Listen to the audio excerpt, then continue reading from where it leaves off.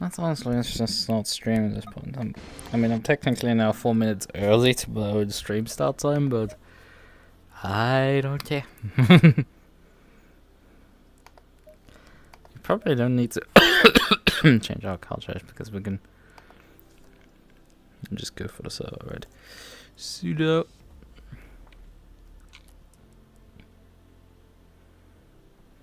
There's the leak, so no, we do have to change it.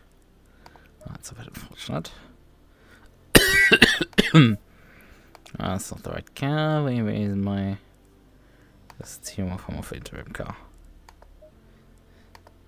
Technically I could also run this here. My usual pink colors, but sure, we can just run this. So connect to the server. Now let's see, what is the car lineup here?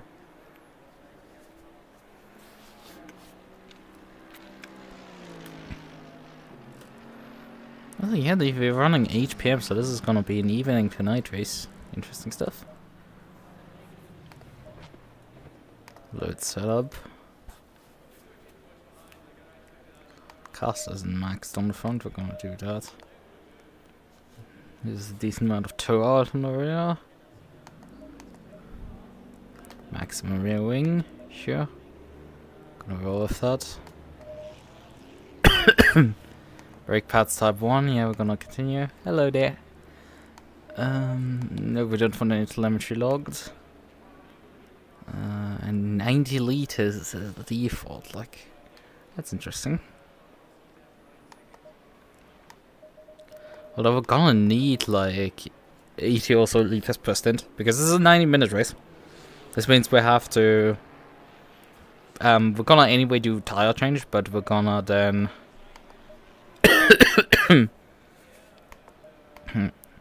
But then everybody is very likely to change tires here, compared to Monza. Here definitely people will change tires. I mean, it was viable even for GT4s in Watkins Glen to change tires. It was the probably better strategy there. Even if most of us GT4 drivers have... well, most of us, like...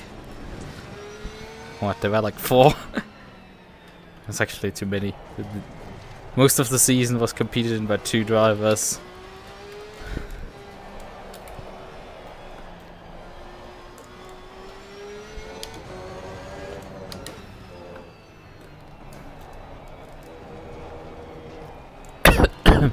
But yeah, fastest time a 54.9. I don't know how close I can get to that.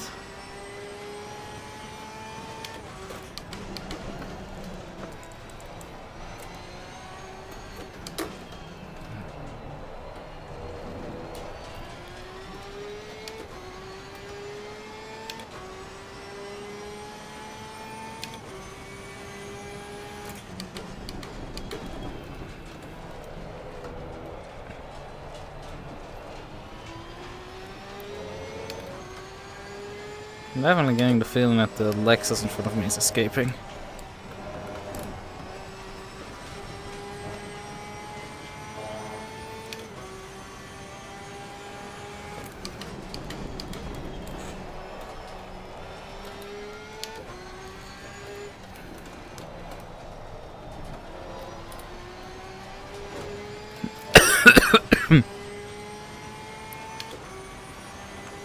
Which isn't particularly too good.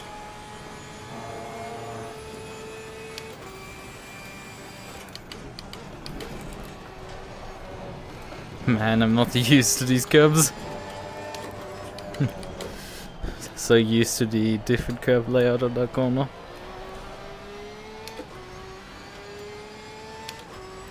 .56.4 from the Lexus in front.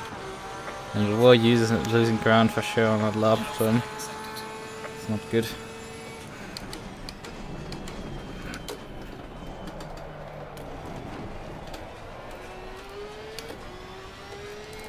Just another half a second to them here. Like, holy hell, where am I losing so much ground?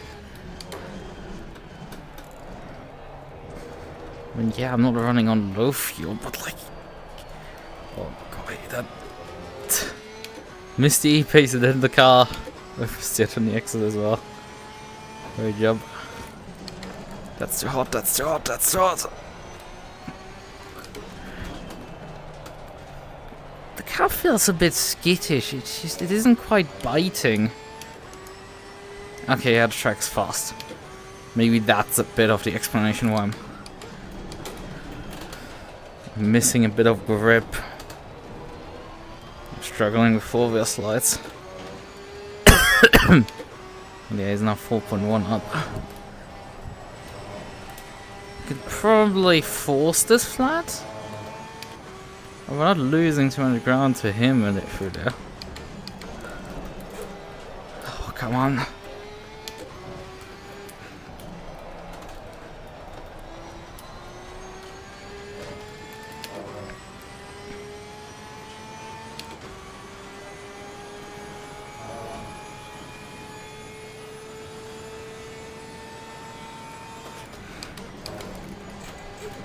Oh fuck, come on, you piece of shit.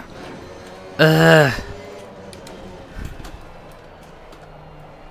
suddenly just refused to do the corner. Okay, 55.8 for me. That's still not impressive considering I'm losing a second here. 57.5, like why am I so slow?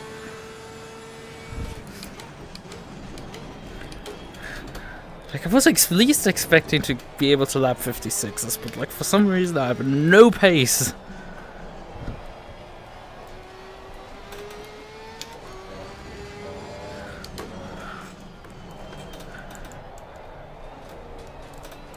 I don't know where I'm able to make up like 2 seconds. In this lap. I'm driving this badly. Okay, that was early on the brakes, and then the car did a whole wiggle. He makes up so much ground. This car just glued to the ground. I'm struggling to just find any grip from this thing.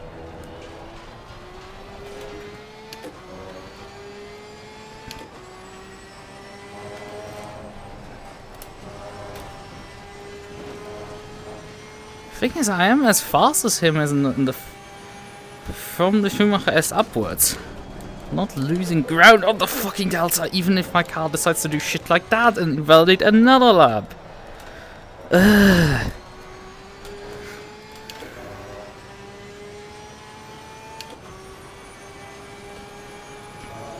It's just a lack of grip.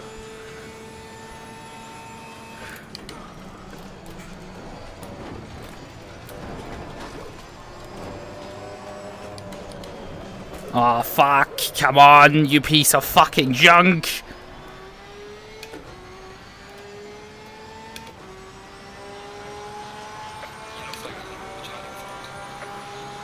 Yeah, if it hadn't tried to kill me like 3 times this lap, we would at least in the 56s, but that's still not enough, we need 55s.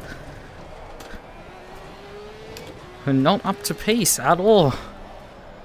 I don't know where I'm supposed to gain this much ground.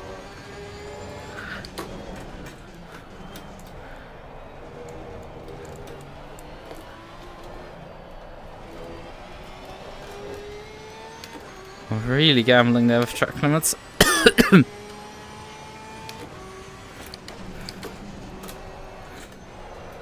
Fucking hell, what is this? Like, it just keeps destabilizing itself.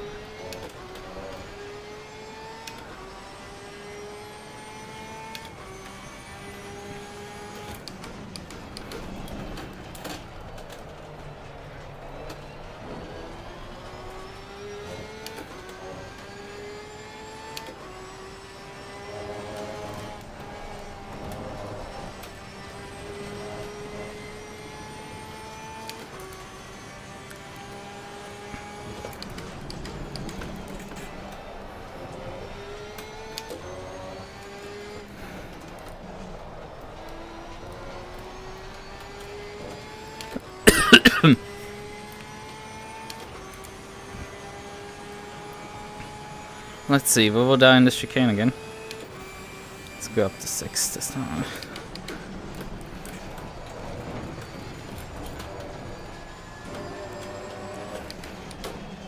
Exit the curb this time around before we brake. Oh, come on, plant! What's the left turn gonna be? Wow. That was a lot quicker than I expected. I mean, we're not in the 55s yet, but we sure shit ain't as far away as I'm expecting. Considering we were sitting in the high 57s the entire time while we were validating labs. Yeah, we need to do, however, something about the setup. This is not quite working yet. Yeah, it keeps kicking like a mule.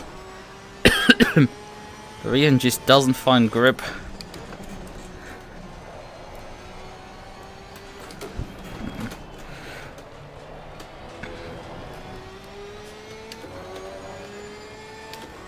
Now the bandage fix we're gonna apply is more TC. Move the brake bias forwards. Because the rear end definitely is locking into some corners.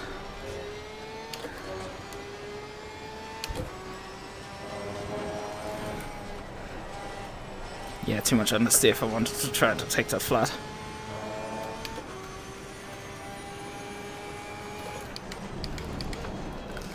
This corner is just, the braking is so unreliable for it. Like, the braking performance you just get is not... AB is just not reliable.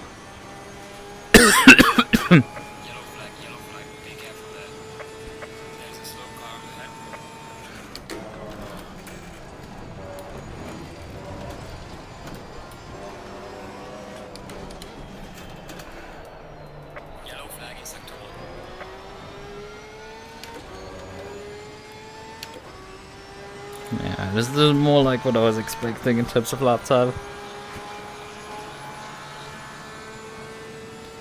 After the initial few laps.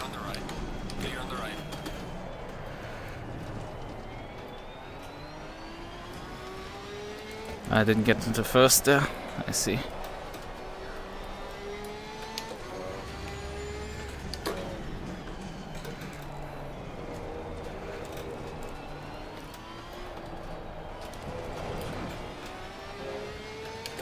I'm not really gaining anything here.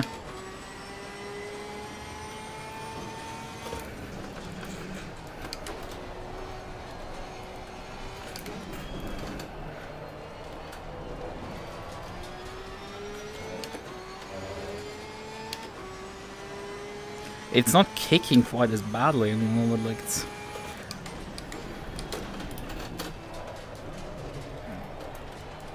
If it doesn't throttle, that's not... You missed me? Aw, that's cute. Not like I was particularly gone at all either. This corner, man. Sometimes the brakes work and sometimes they don't. It's really bizarre stuff. And now I lost a 10th there. Sure, nothing makes sense anymore. The universe just doesn't add up.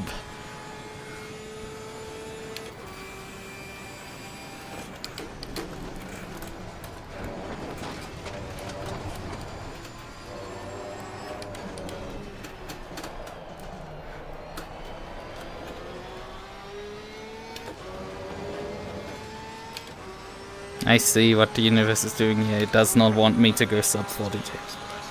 The thing is, I'm 2 seconds off the fastest time, which is really not good. Last week I was at least within a second still.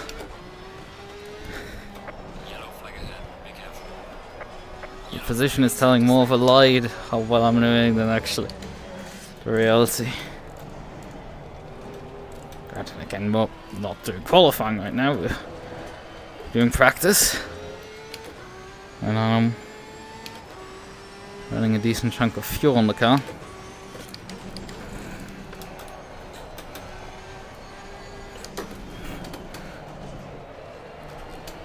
the car rotates just not quite as I want it to. It turns a bit too sharp there.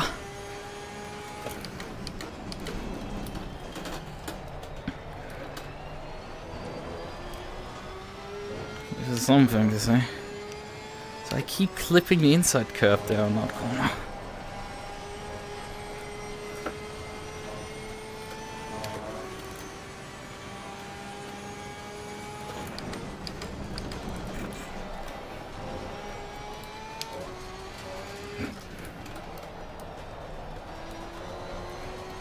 That's what I like to see in terms of grip.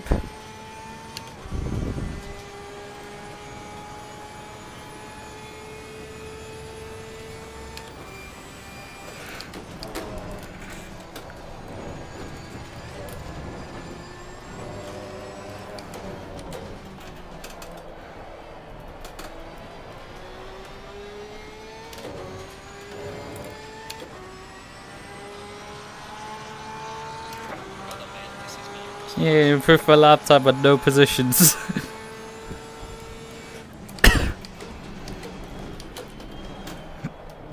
Yeah, I think I fixed most of the handling issues I've had by just moving the bias a bit. That seems to have done the trick.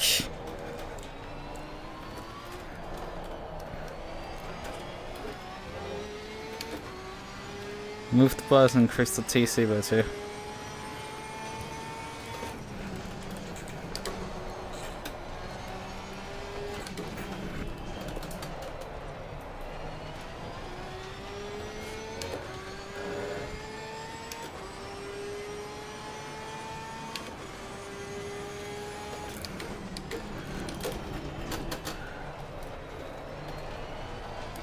Oh, not quite the red line.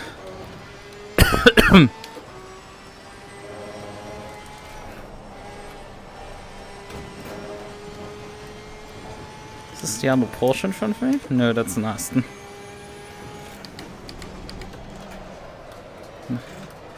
Didn't go into second gear there. Let's practice up in entry. Possession time's up anyway. I'm noticing I was running the entire time on low beeps. I haven't streamed since 1982. Oh boy, the brakes didn't work there.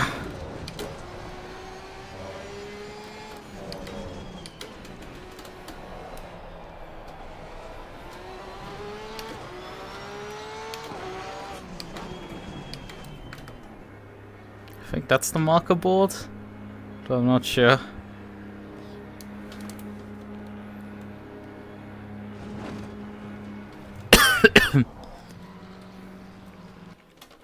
Let's stop. Oh yeah, 1.8 seconds, Jesus. Is Ventus the same guy who was the fast BMW driver in Monza? Or is this a different guy? Because I think you can swap cars, so like I have to make sure that this isn't like someone who decided to swap cars somewhere. Because I am missing the... Yeah, Liebold was the guy that won. In front of Elliot Barron, Darren Jones, and then myself. So where does this guy come from? Ventus. Ventress. No clue.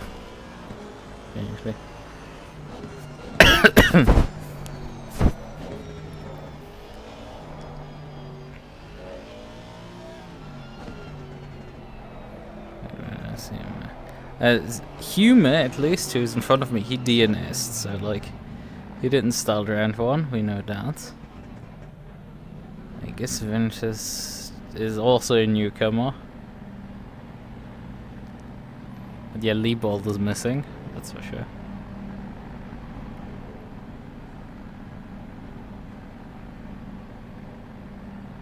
Yeah, Tom Ventress. Wasn't he the guy who drove also a few 1 or 2 rounds in the GT4? I wonder what can slam around. She's walking out of the stage to make it look like.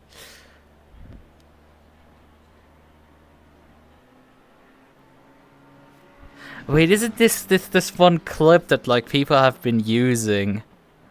I don't know if this was Little Yachty who the original clip was. But yeah, it was some artist walking out on stage, and you have like the perspective from like at the back of the stage. You can see it, and the camera is following him as he walks forward. Because then I have half a clue of like what the clip you're actually talking about. Because then yeah, I think I've even seen that specific version of it.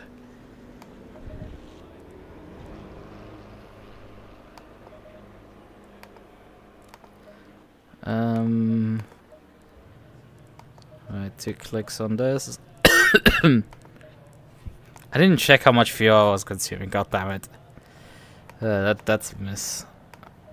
I do have, however, my tire values, and boy oh boy, light graining on the front tires after like 20 minutes of running. That's not great.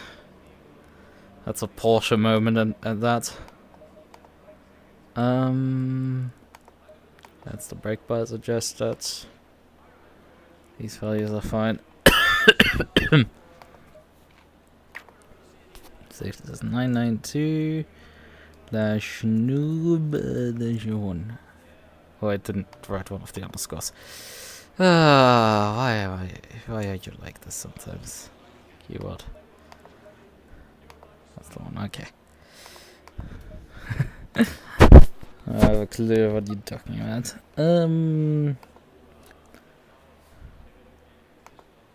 Can't start ping. And then there is ping from here. Once that stuff is live. Should probably start getting moving here. Oh yeah, right, we need to take the fuel out. Nearly forgot that part, the actually important part. Take the fuel out of the car. Yeah, I wanted to check how much fuel I was consuming, right?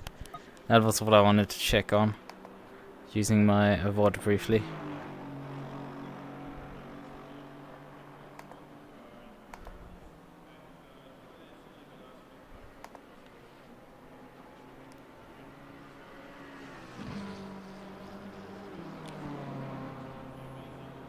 Come on, switch over already. Yeah, 2.8 liters a lap. Okay. I guess there's a rough idea of how much we need. Let's just run some off.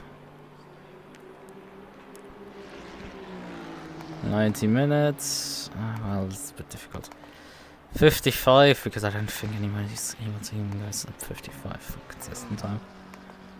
Memory store, 90 divided by memory recall. That is 47 laps. Let's just drill briefly with 48, just so we have some sort of idea of how much fuel I need. There's 134 liters, so yeah. We're gonna need to start on about 70 liters. And we take how much we need to get to the end. That's good enough. Start the engine. Switch the headlights on. And engage the pedometer.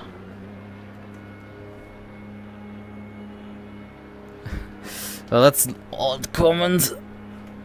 It's like Asian food. What do you like? Not about Asian food.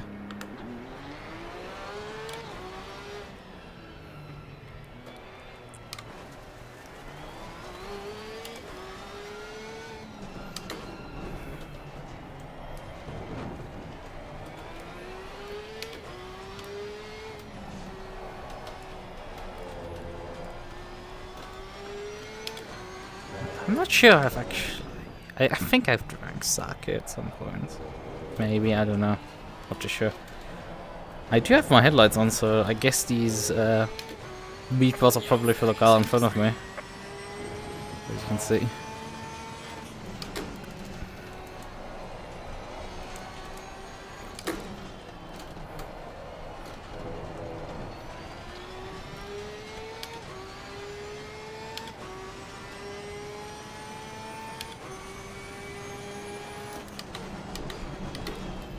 Oh boy. What happened this time when you got high? Oh great, it's starting to rain. I might need to... Nah, I think the window is not too far open that we need to worry. God damn, this guy's not particularly fast in front of me. Like, I'm not setting the world on fire here, my guy, but like... seriously not particularly fast.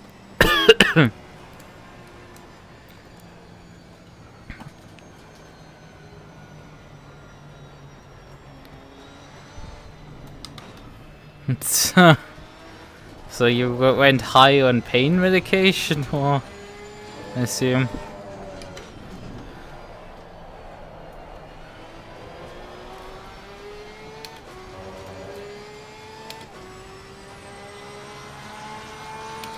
Yeah, the guy in front of me clocked the 158. That's really not impressive.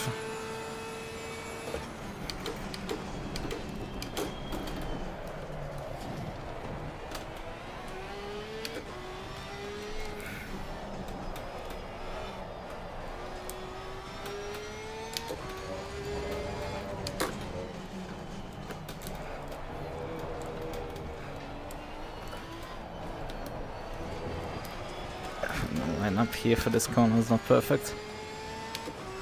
I am still torrenting. Yeah, I mean, if you're torrenting some odd 900 gigabytes, like, it should be taking some time.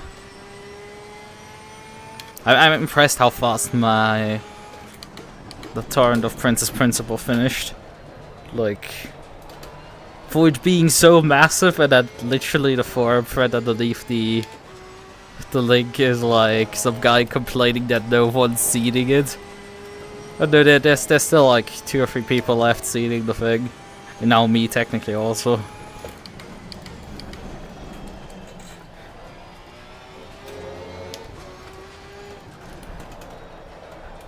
Who knows how long, but like I have like still 5 terabytes right now left. We'll probably wait till the usual 5x and exit. Although you just sometimes don't reach those numbers on certain torrents. Because not enough people download it. But having it now run on my server, it's like, it's a lot easier for these numbers to be reached. 55.6. Not impressive. Not impressive at all.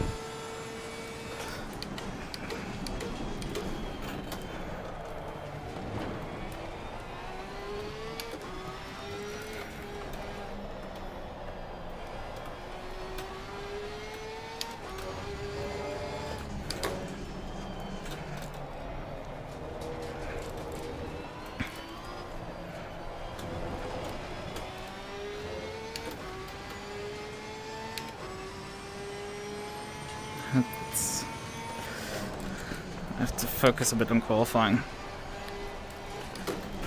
Can't read 5 paragraphs worth of text.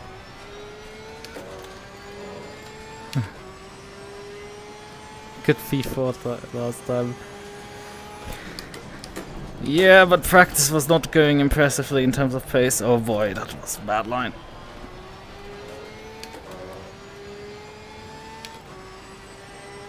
Fucking aliens, man, they have to ruin everyone's fun. Because if you remove the alien at the front, suddenly the field would be a lot more compact. Ah, millimeters, for fuck's sakes. Shut up, piece of shit. I mean, Jones is far ahead of me right now in qualifying, as far as I know. I need to give out some space right now to the guy in front of me. Also, I have the pole sitter behind me. Because this guy is slow as hell. Oh, and then he fucking pulls over. Good. Shove something up your ass. Like, come on, dude. That's unnecessary. Like, drives 58 barely and then pulls over into the fucking gravel trap, and then I completely missed my turn 1 braking point. And then my rear tires give up. Like, great, this lap is already in the trash can as well. And then it oversteers out of the second corner. It was frustrating because I had to wait already once for him after my out lap. And then he keeps on being slow. I'm not fast. I'm 2 seconds off the pace, and then you continue to be this much slower. And I have and P1 behind me, so it's not like I have a lot of space either.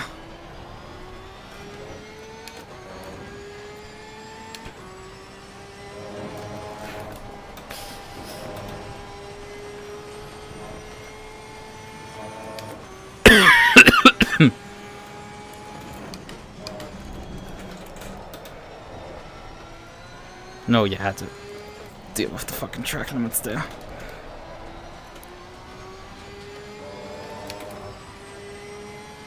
Not alien.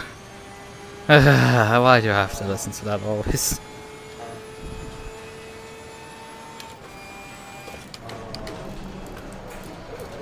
Oh, hello, Rients! Would you kindly stay behind the fucking car?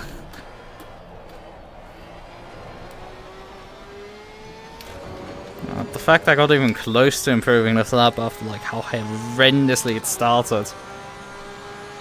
Let's see. I need to grab a fresh set of tires to fix this car.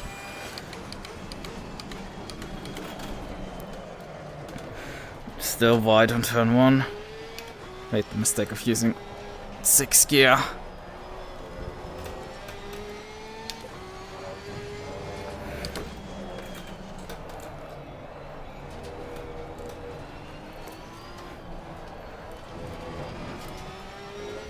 That's a lot smoother. More like it.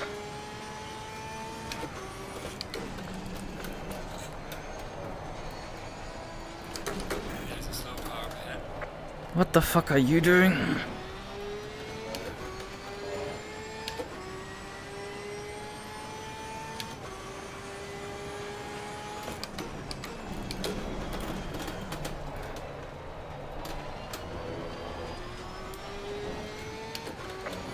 I still don't like my line through there. Oh no!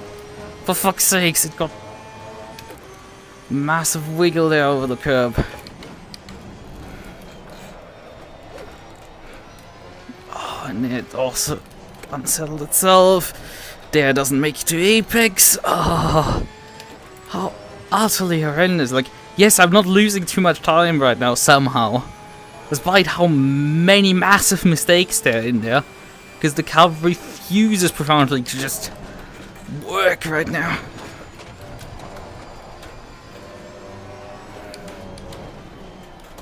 Oh, there again. The car just destabilized itself again in the braking zone and had to straighten itself out. Fucking hell. Oh, I've shifted to 6th again by accident.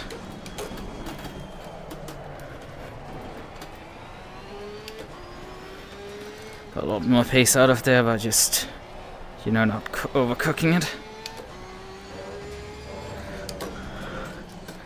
Oh, broke a bit early and just completely butchered the corner by feeding throttle. This was last time perfect and this time it wasn't. And that immediately cost all the gains out of turn 1.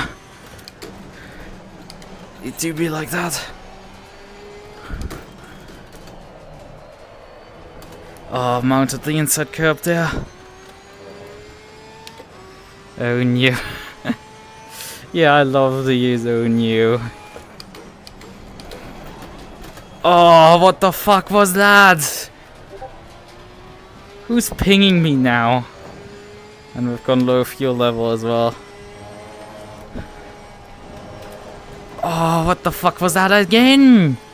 Like, why is this car now suddenly mounting that curb incorrectly? Like, it worked fine before. The thing is, the rear end wants to overtake, but also... Yeah, this is fucking butched. It keeps on fucking wanting to lose the rear end constantly. I have to constantly fight the rear end through all corners. It just does not want to fucking stay stable. It just keeps twitching. I mean, it's...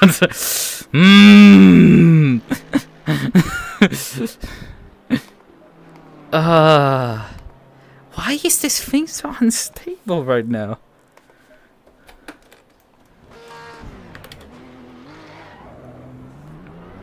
Switch on the high beams as well. With that extra cockpit lighting. But yeah, why is this thing so unstable? Like, it just keeps fucking twitching slightly. And then I'm sent understeering or oversteering. Because I have to correct the car because it decides wants to go somewhere, but not where it's actually supposed to go.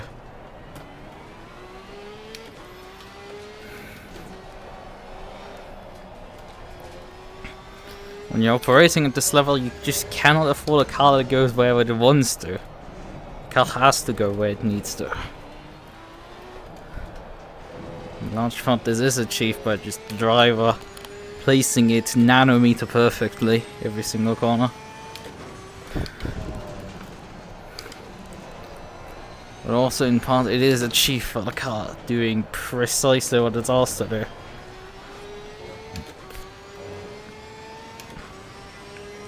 While I struggle with the first part, Cal seems to also struggle with the second part of that equation.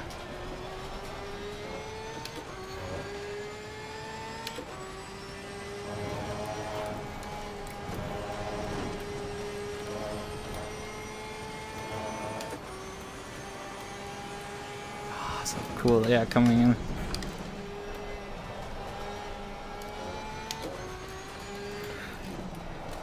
The window.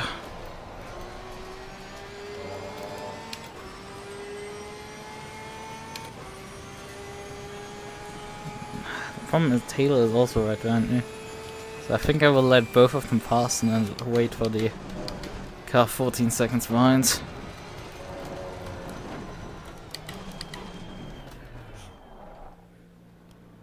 Come on.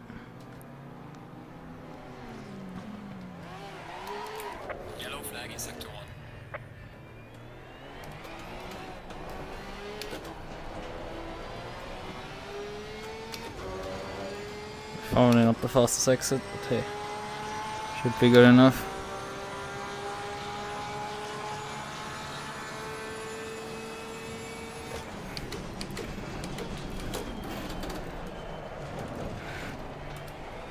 Oh, I was late on the throttle there.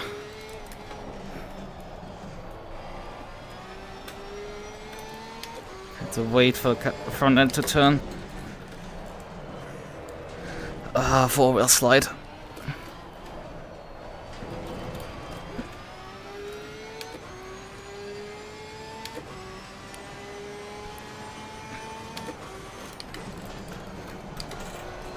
Suddenly the car slowed down there. And didn't this time. Well, this lap is completely out of garbage. Immediately. Car's just completely refusing to do anything. Like worse than before. Come on, you piece of shit.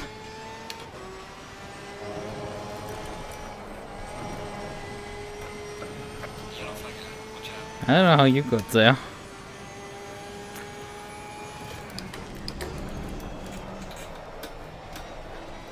Not on the apex there, but sure as hell not particularly slow through. And there's some time to be gained.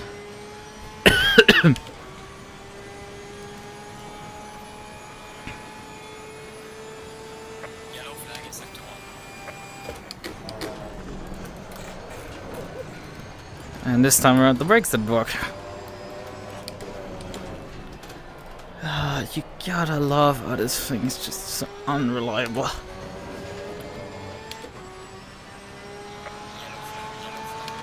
I mean, I guess I'm 5th right now, so yeah, relatively consistent.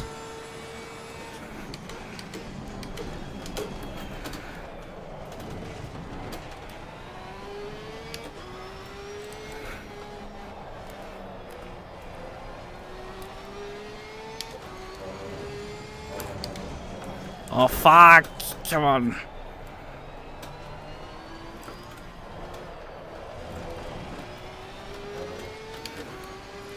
I feel always I'm under braking that corner too early. And this time around I try to move my braking point closer to where the AstroTurf stops. The green AstroTurf. And it instantaneously resulted in the car just overshooting the apex. Great job.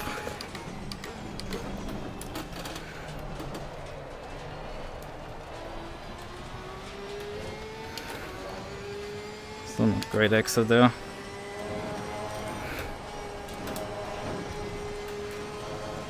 Still a better mount through there.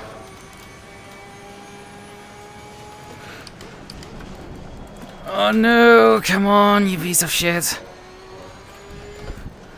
You have to brake on that AstroTurf. Otherwise the line is shit. But like, you also can't brake on the AstroTurf because the car's brakes are completely unreliable on it.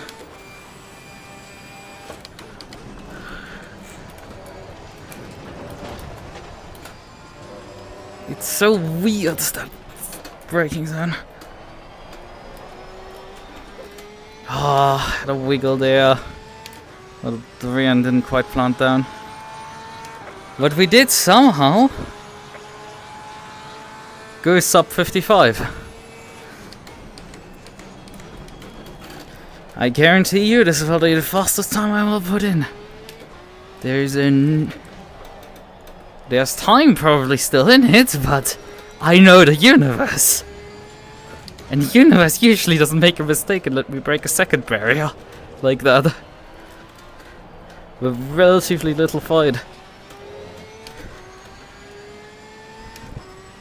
Although the others will probably try to improve their times.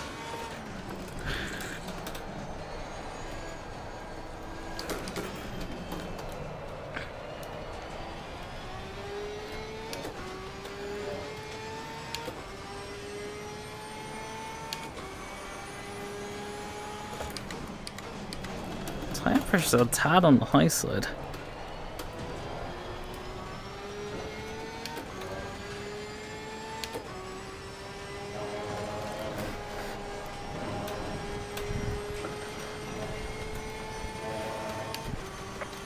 These aliens are ruining everything. I've been saying it for years!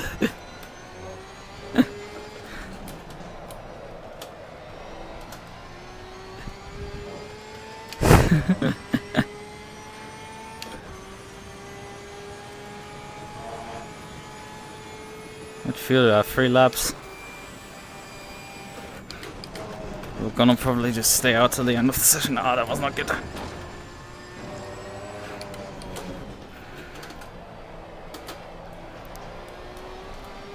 A lot of understeer there.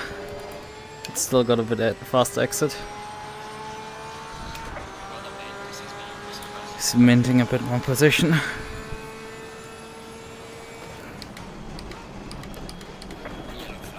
Although we should probably just put a fresh set on. Because there's guaranteed to be... Because I don't have quite enough time to run till the end of the session. Ah, there's someone who's just jumped me. That was clear that that's not gonna happen. Yeah, Jones with his Nissan somehow. God damn it, a fucking Nissan is faster than me.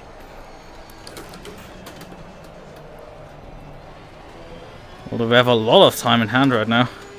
Like, holy hell, how do I have so much time on hand?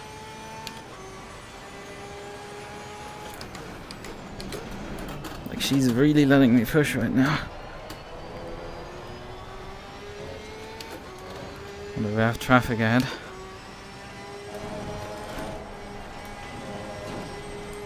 Oh, that was close. Gravel.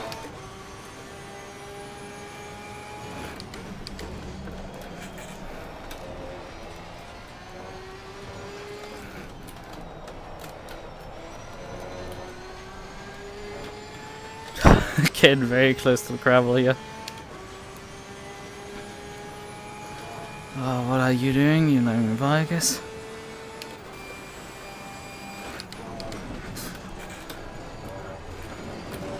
Oh, fuck! Oh, got a bad bounce there. I think we're gonna call it, though. I know there's 210s in there, but like, fuck it. Just fuck it. We're not gonna try again. Ah, would that have been even enough? Yeah, that would have been enough. Fuck.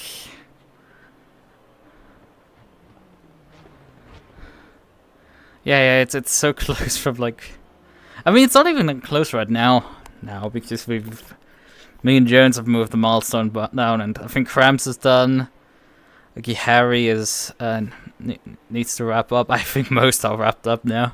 Ventress is in the pits. Jones, Johnson, me, Cams. Okay, Harry and Baron technically are still out. Baron was P2 last race, so like he has probably some more chance, and he started on our flyer. Oh, it looks like it. Oh, my face is melted. Ugh. I think I will briefly grab a towel and another towel and just clean off my face.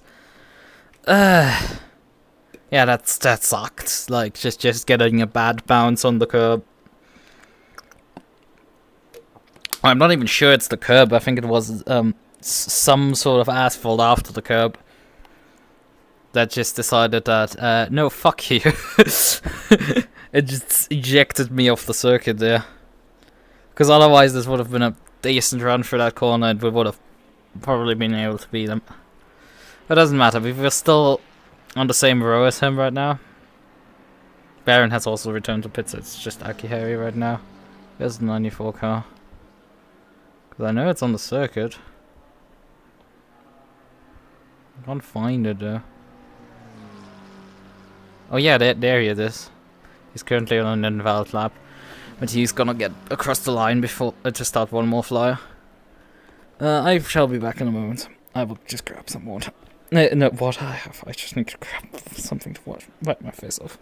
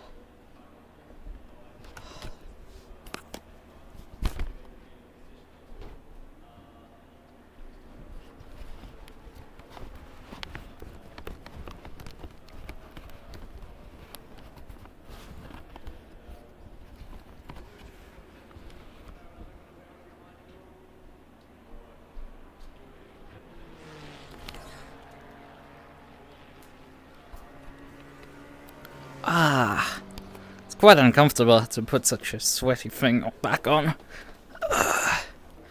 What don't I do for driving? So, what the hell has happened in my chat?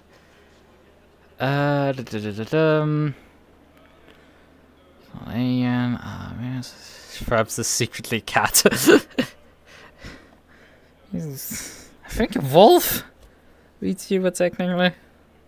Was it Kitsune as well? God, I can't remember it. Like, I can barely remember the names of which creature everyone is. I can remember that. I always think. God, well, now the name is missing for me. My teammate. God damn it. Jordan. That Jordan is a cat, even though I thought like it was a wolf or something. It's. God damn it. But yeah. Details and everything. Bila prefers waffles over pancakes. And just the answer is yes. And I'm like, depends. I quite like those Belgian waffles, but like other waffles, I think I would prefer pancakes, but like not the biggest fan of either. Yeah, you wrote, yesterday I ate 3 eggs, 3 sausage links. What's a sausage link? 3 pieces of crispy bacon, 2 thick French toast slices, hash browns, and a pancake with maple syrup. And that's quite something. What's a sausage link? Is that 2 sausages? Because, you know, usually a sausage is linked with each other at the ends. That's how this often goes. Wiggle, wiggle, wiggle.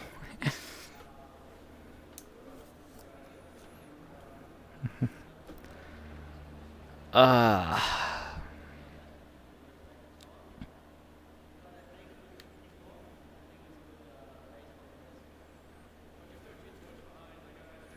don't know who's driving out now.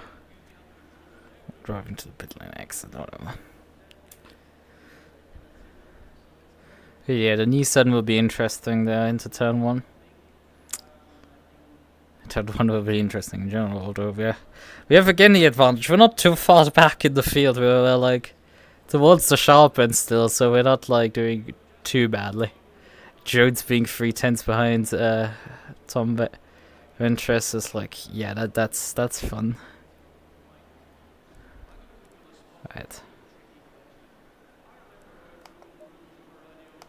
So as you previously planned,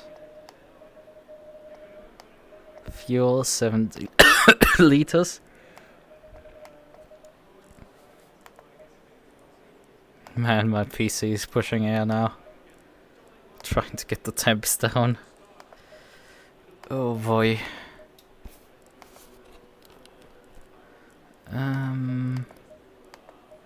Yeah, I think I have everything now.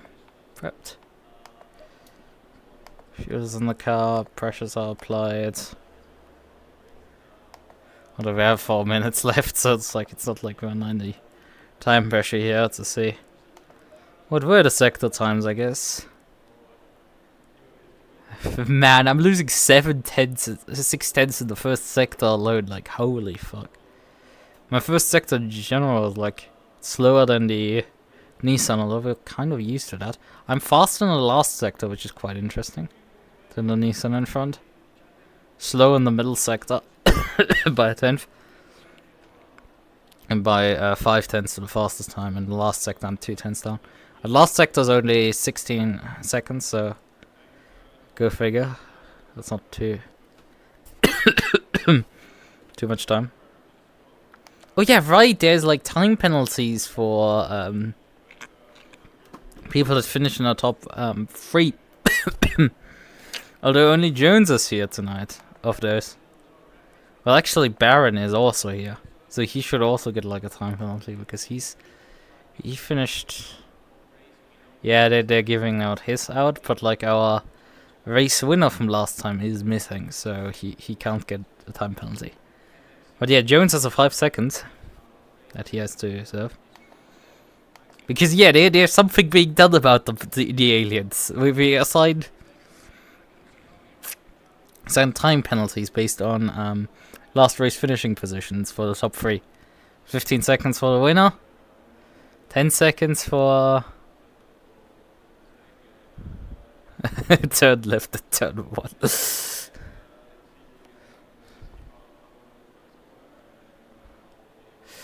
It's not 24-hour late.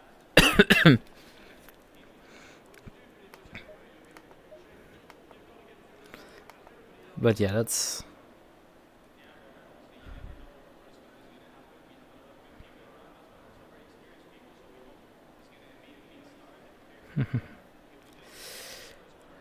But yeah, the top 3 get time penalties, 15 seconds for the race winner, 10 seconds for P2, and 2 seconds, not 2 seconds, 5 seconds for P3. Which is starting now P2 this time around. I'm again in P4, let's see where we'll finish here in P4, probably. Hopefully. You know. Maybe the Lexus behind me decides to change. Be trying to convince me to change my mind. What the hell has he as a livery? Some RAF stuff. What does he have?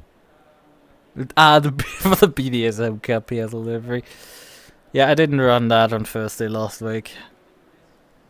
I still think I will probably not run that. It's just it's one too many things racing.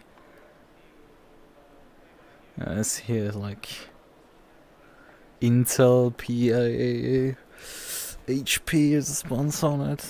That looks interesting. Lexus is I think also Sudo. Oh no, something else that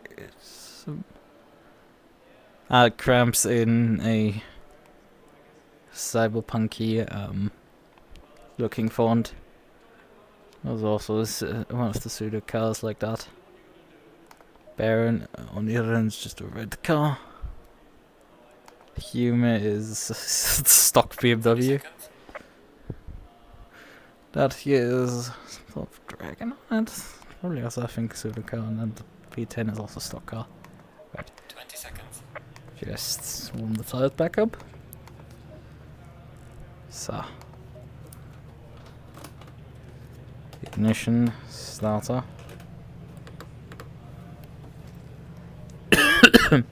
Okie dokie.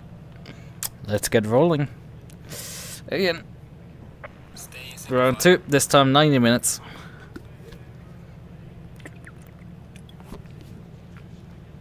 Will be a long race.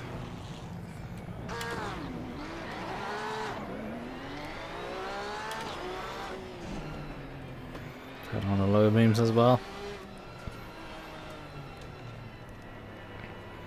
Let's turn the ABS up. On information. So we can pre-warm the brake discs better. I am running pad type 1s.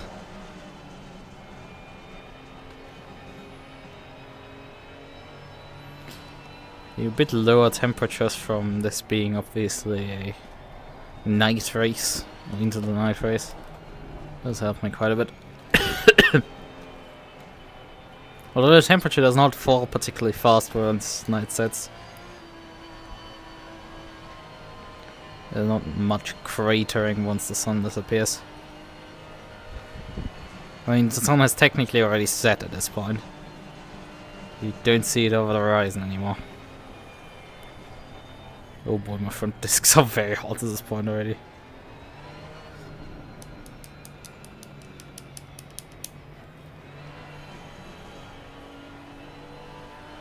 I don't want to completely cook my discs.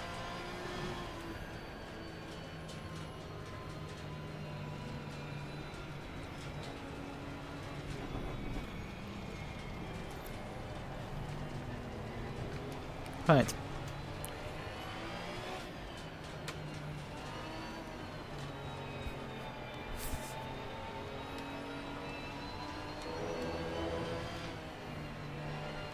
Or leaving it on lap time, I think it's... I don't know, I don't want to measure on it. Driven time. It's actually the drive time, but like, because there's no drive time limit set, it will be measuring the time we've driven into the race.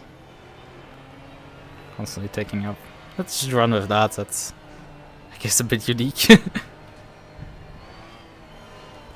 Usually don't have that up.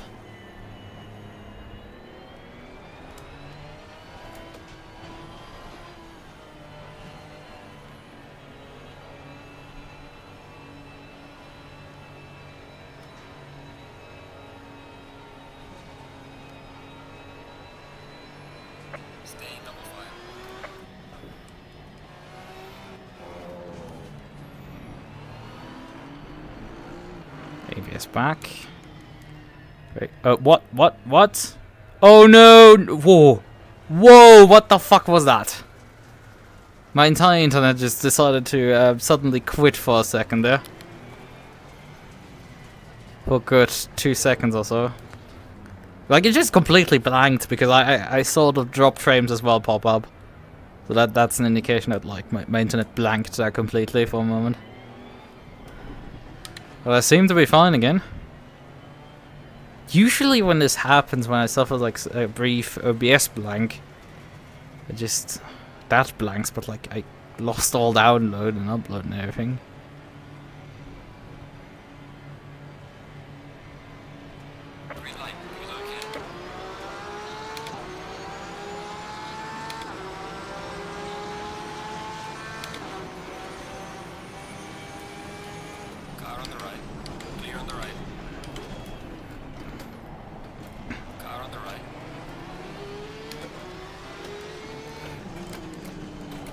Ooh.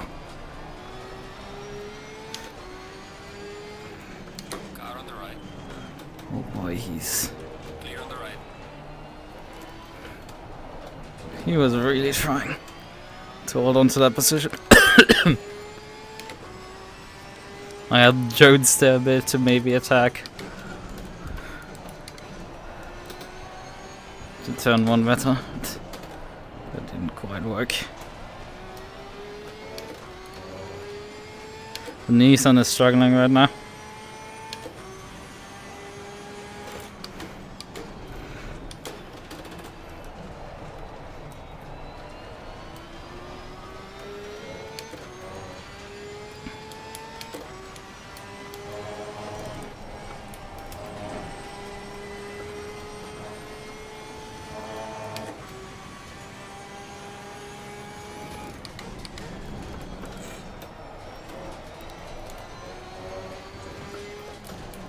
Come on, turn.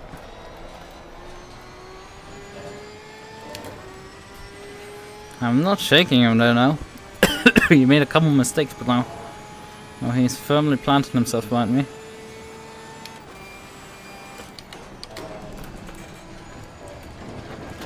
Oh, fuck off. That was not a great run through there.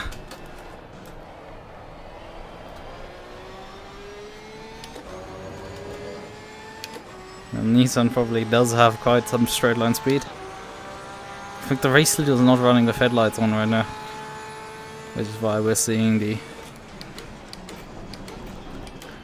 meatballs out. Actually, no, the race leader does have headlights. Maybe someone behind me. Maybe it was the race leader and he's now fixed it finally. No, there is someone definitely. I saw the meatball again. I don't think the Nissan behind me has its headlights on. Not that he's like difficult to see or anything.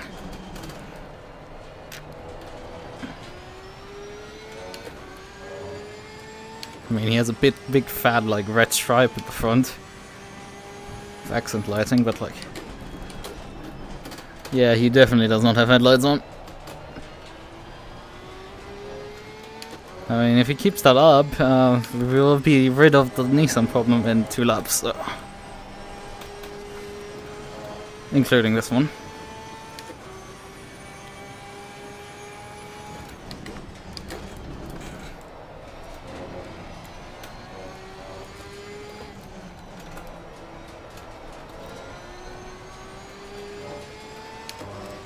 I don't know why he isn't noticing it. Just flick your bloody headlights on. Like, this is your top priority, not attacking me. I can wait 90 minutes for me left.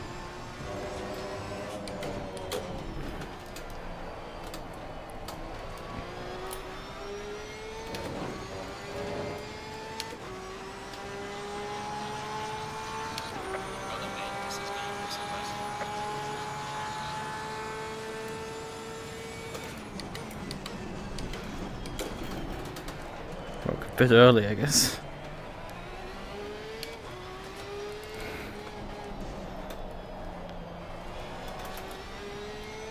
I mean, I'm not running high beams, I'm running just regular headlight configuration.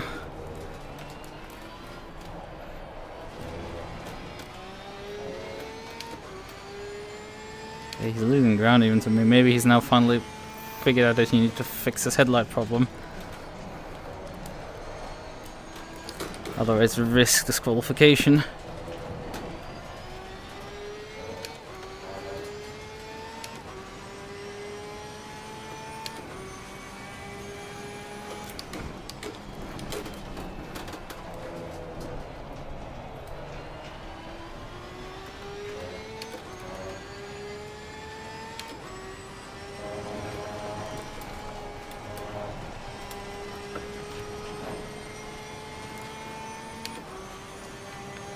Still pretty sure he doesn't run them.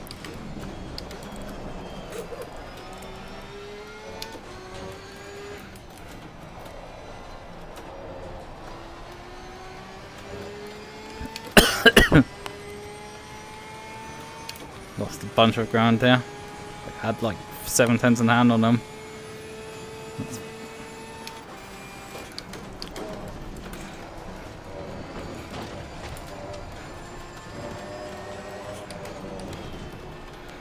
Well, his problem will be history in a second, if my expectations are correct.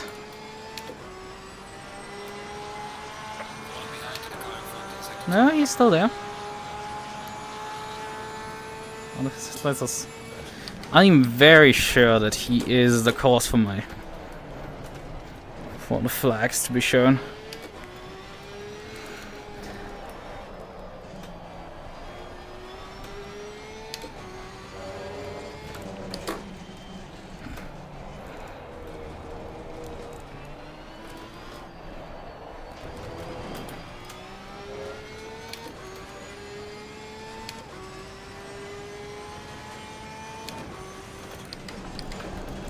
Maybe it's just a bug with... Actually, probably this is a bug.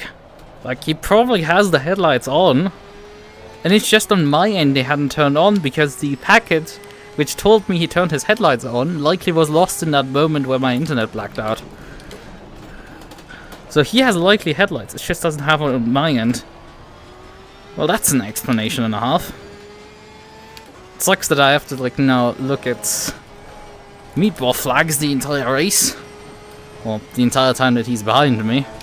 It will probably be the race.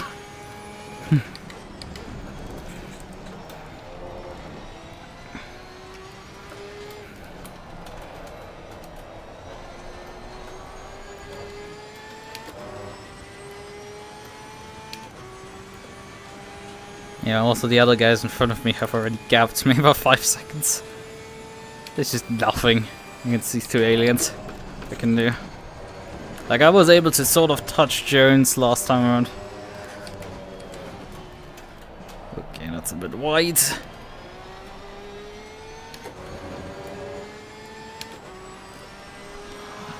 seconds or something.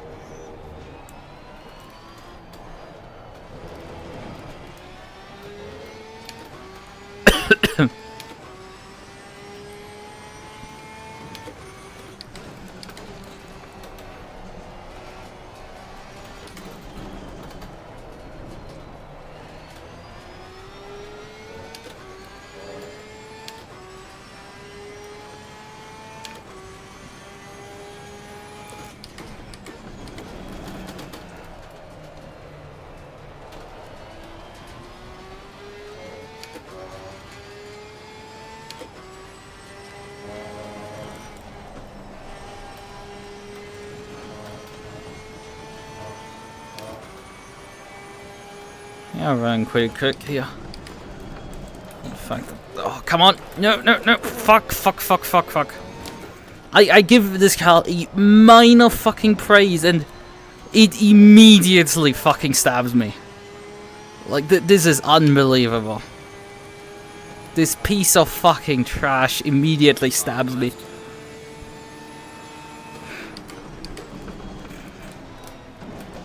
Clear on the left.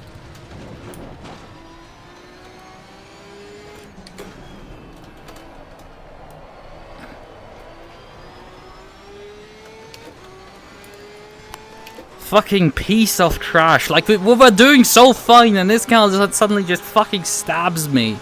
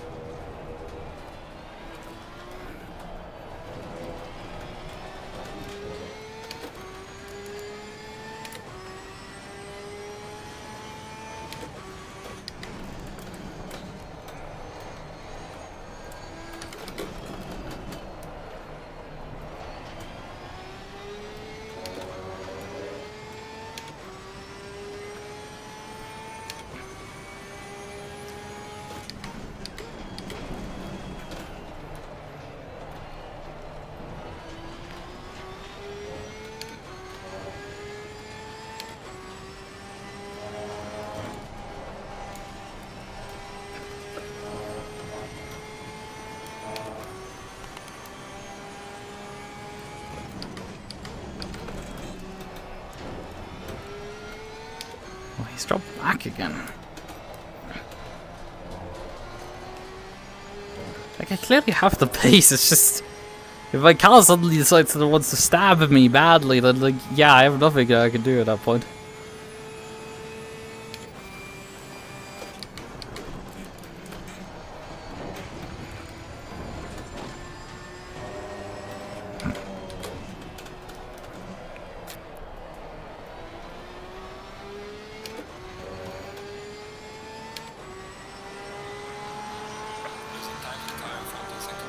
Why do they?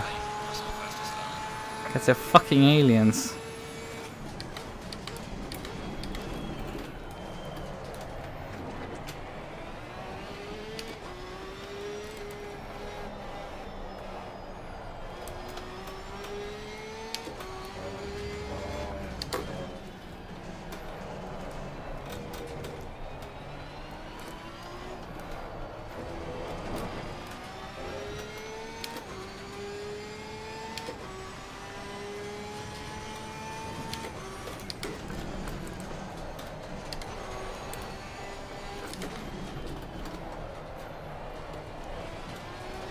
Although, you know, technically speaking, P4 would be preferable as a finishing position over P3. Considering the time penalty for the next round.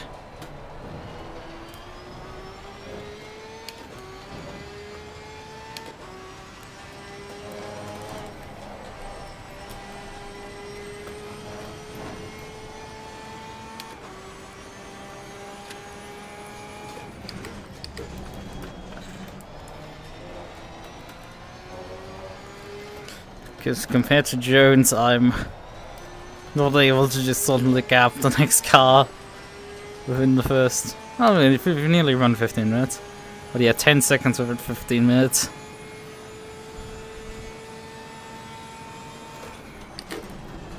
Oh, that's hot. Just about pulled it up.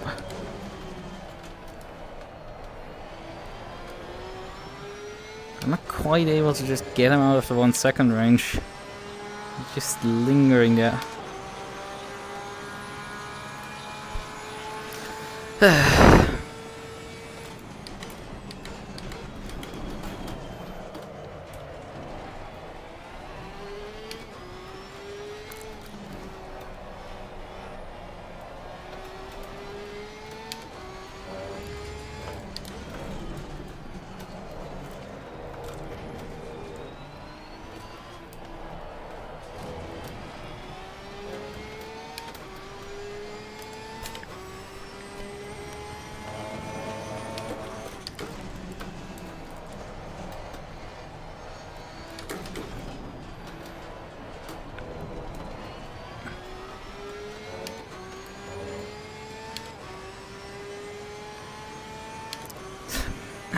some sweat driplets on my lower forearm.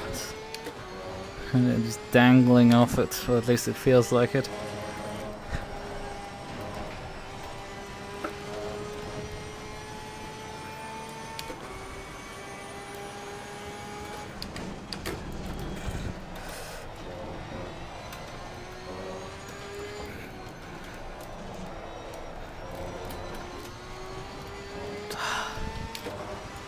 It's tough. Again, he's not being shaken here. He's actually closed up the slab.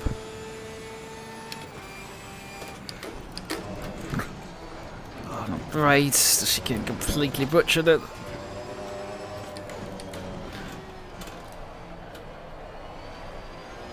And this Nissan.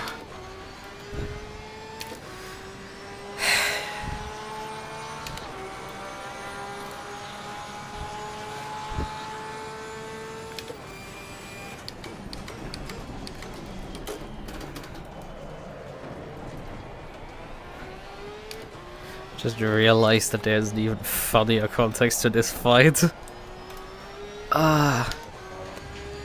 fact that I'm, driving the bratty 992.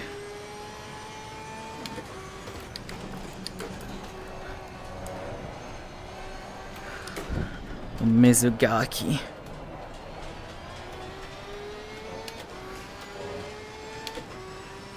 Mizugaki being chased by Yunichan.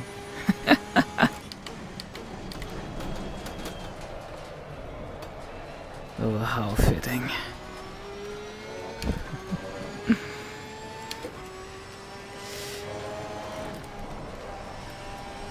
So Nissan being there to correct any of my mistakes.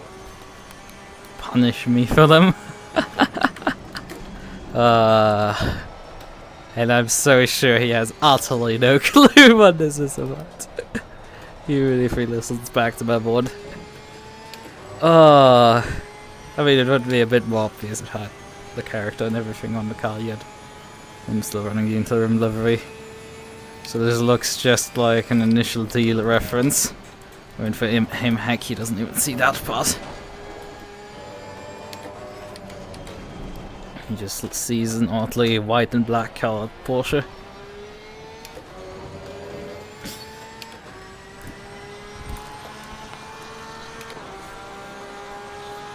Yeah, the slow lap this time around.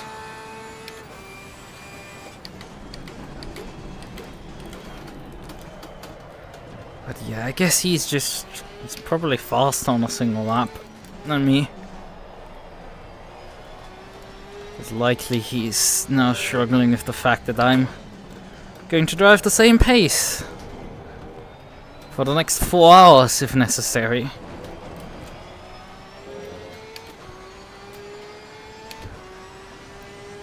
And even though I was brought into an error, when my car decided to randomly backstab me all of a sudden.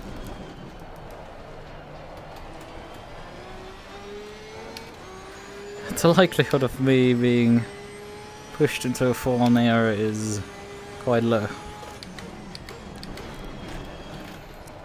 Although I would definitely prefer having a bit more room to play before the pit stop.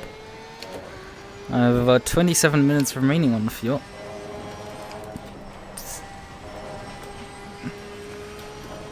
It's not actually that much. I've only driven 18 minutes.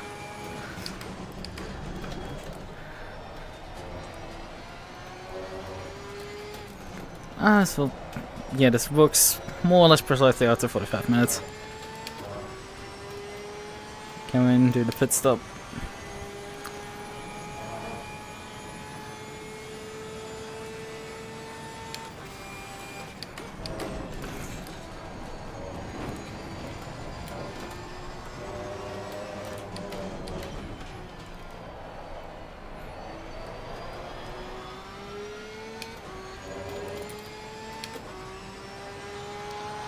Yeah, Jones isn't even able to quite go with Ventress in front. They are over 3 seconds apart.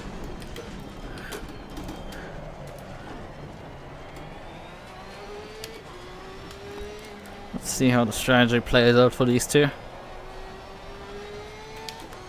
I just assume everybody's gonna change tires. And those that don't, boy, I pray for your souls.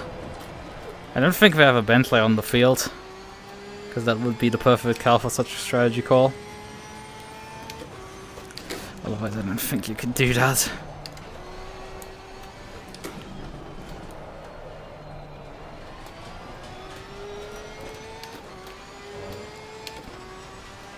Reminds me of the Tracklicious 1.5, not 1.5 hours, it's the 2 hours championship, where I drove about 1.5 years ago in the Bentley at the time still.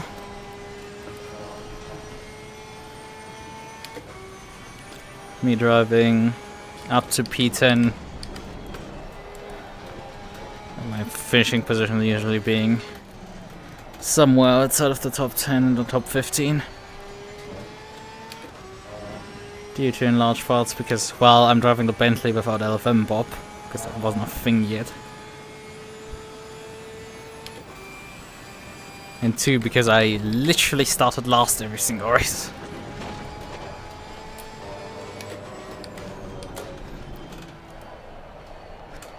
So yeah, oftentimes starting from like P30 or 40 back and coming through the field.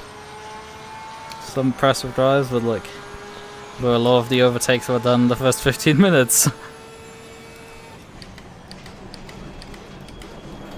Well, that's a bit hot.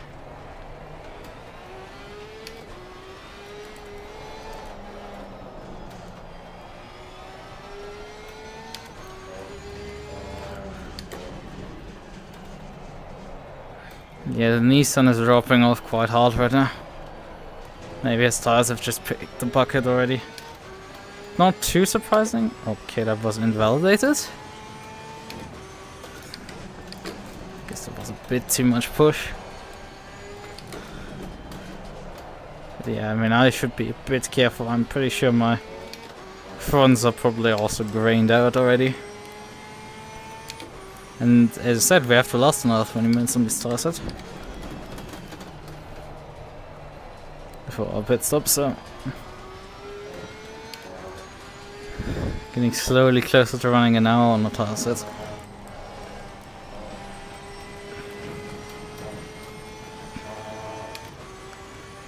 Although this race, again, due to being night, is advantageous to me. Cool temperatures favor the Porsche. What temperatures this car does not like at all because it just shreds its rear tires.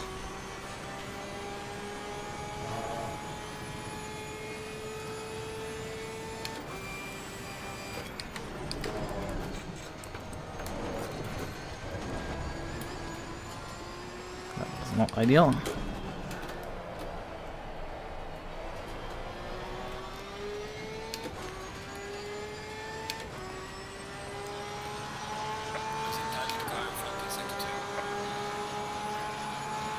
Yeah, it's still making up ground on the carbines. That's all that matters. We don't care about the cars in front because they're in their own race.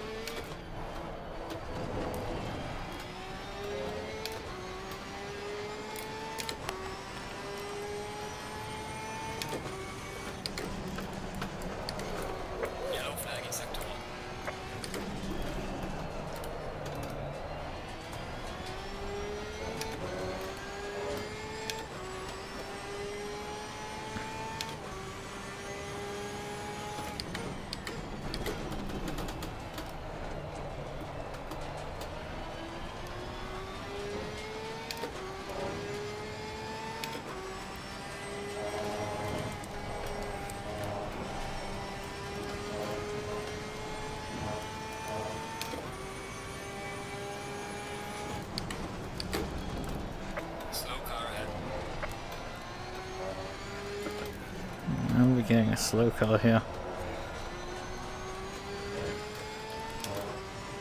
Yeah, two lapped cars, P22 and P21. I don't know how many cars we actually have on the grid. I didn't check before the start how many cars we had on the grid. Attendance is a bit lower, I think, this season than the last one. Well, that's not saying too much. Well, probably the attendance is relatively similar. The sign-ups are a bit lower on the GT3 club.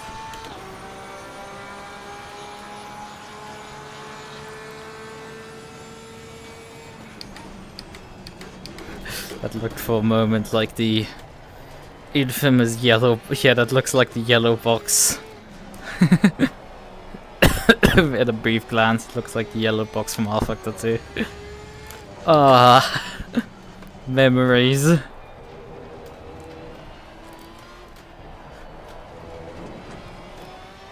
For those that don't know, while you're out on track and someone joins the server, R-Factor 2 does not load the car in. So you have that car then drive around as a yellow box. It has like 3 polygons make up the yellow box. It's not quite a box, it has somewhat of a car shape. It is though of note that in these conditions it wouldn't be that yellow. And in general it has like not particularly that brightly yellow.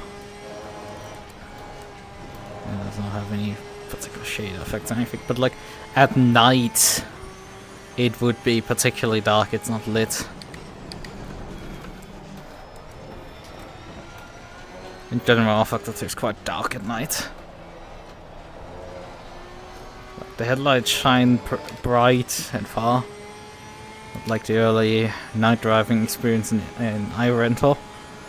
But you don't see anything outside of your headlight beam, and you don't have any cockpit lighting. So if you don't have anybody behind you, the cockpit is quite dark. Obviously your dashboard is lit, right? Probably the dials on your steering wheel, but like I can see my legs here and like other things on the cockpit. In R-Factor you wouldn't see anything. Like you may not even see where your mirrors are because it's just so dark that you don't see anything out of your mirror except for headlights. So if nothing's behind you, you don't see your mirrors.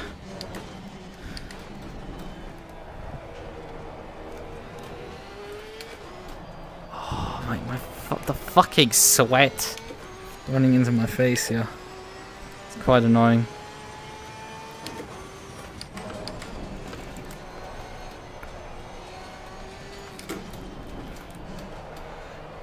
Oh boy. Car on the right. Clear on the right.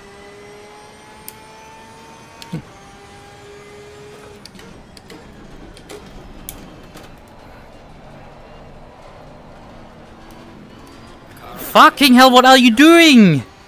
What are you doing? Are you like... I flash you like 3 times and you're still like just not... A, you're not moving, B, then you suddenly like don't accelerate anymore. And it's like, huh? Come on.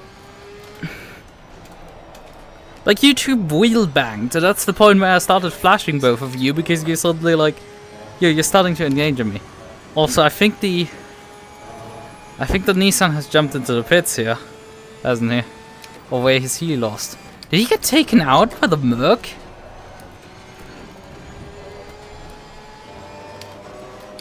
Because he suddenly disappeared.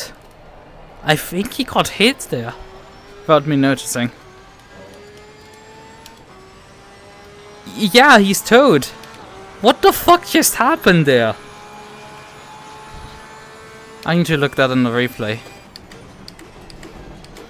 But I'm pretty sure what happened is that the Merc rejoined the track and collected the Nissan. Oh, that sucks a lot.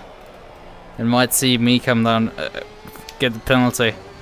But after all, the car that hits the other car is usually at fault. Even if the other car was quite stupid. You know? I think technically based on the rulebook you don't have to vaporize yourself when there's another car behind. But my point is, you know, you didn't accelerate out of the corner. And there's just a certain amount of just how much room I can give you before I just run into the back of you by accident.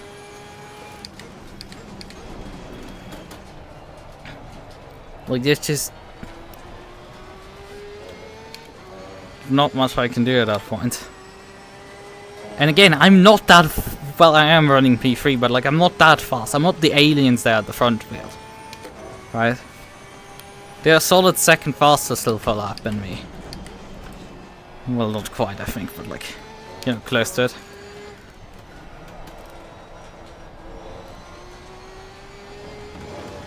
Like, it was just so pointless because the other guy had fallen back quite... Like, that he didn't let me by on the straight was one thing. That was fine. That he couldn't just, like, you know, go wide on the hairpin and let me by there, because that would be so much easier, and the guy behind you... You wouldn't have even lost the position, because the guy behind you... Given room. But the big issue for me was... You two already banged to fucking heads on the previous corner. There was already the point of like, this is not good. These guys seem to be utterly... I just want to get by these two now, immediately. And yeah, turns out both of them do not know how to drive a car, clearly.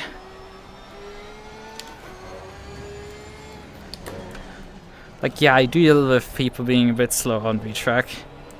Kind of used to it.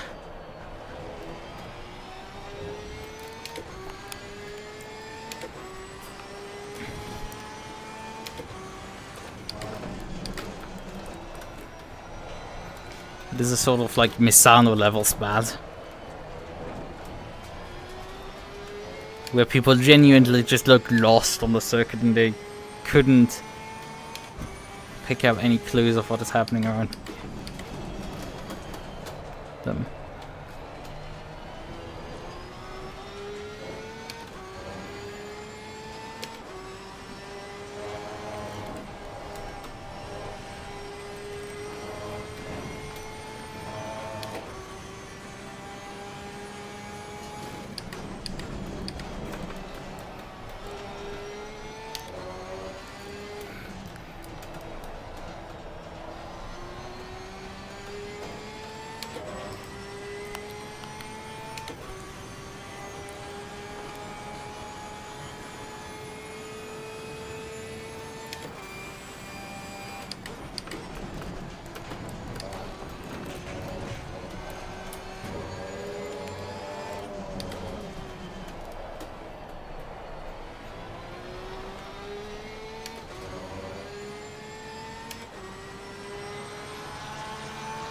Not even particularly fast right now. Pills.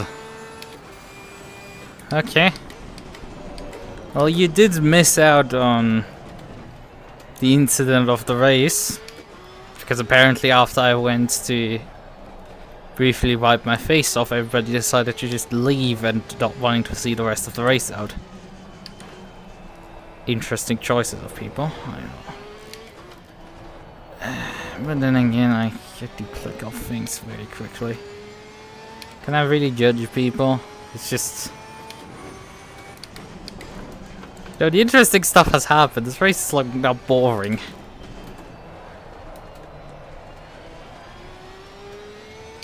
There's an incident with lapping 2 GT3 cars. One of them banged off the other one. Got by him. I flashed the other one on the run up to this corner. He didn't let me by, and then on the exit of the corner he didn't accelerate. So I ran the back of him. And it seems that when he rejoined, he collected the Nissan that was following behind me that I had beaten off the start line. Car on the left. Clear on the left. Which ended up with him towing into the pit lane. I think he's even completely out of the race at this point.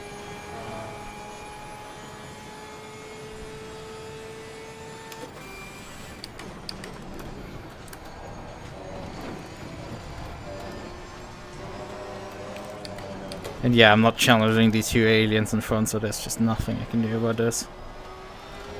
They're just way too fast for me to do anything about them. So I've just gotten sort of stuck in no man's land here.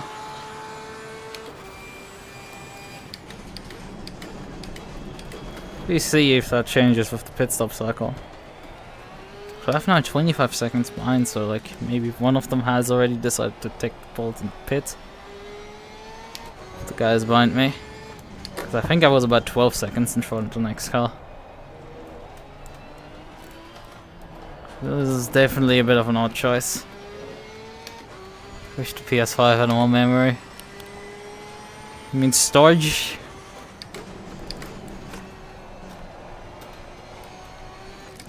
Can't you install a second drive into a PlayStation 5? Like, I know you can probably, as far as I know, you can replace the boot drive as well with certain NVMe SSDs. You need at least like some Gen 4 drive, a certain amount of speed, but like they're not hard to acquire. Somebody's not happy. Yeah, I think that was the guy that was behind me who was just suddenly, not the Nissan driver, but like.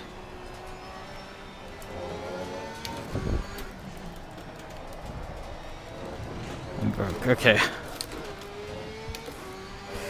That is decent reasoning. Yeah, I have no clue what I sent in the in-game chat.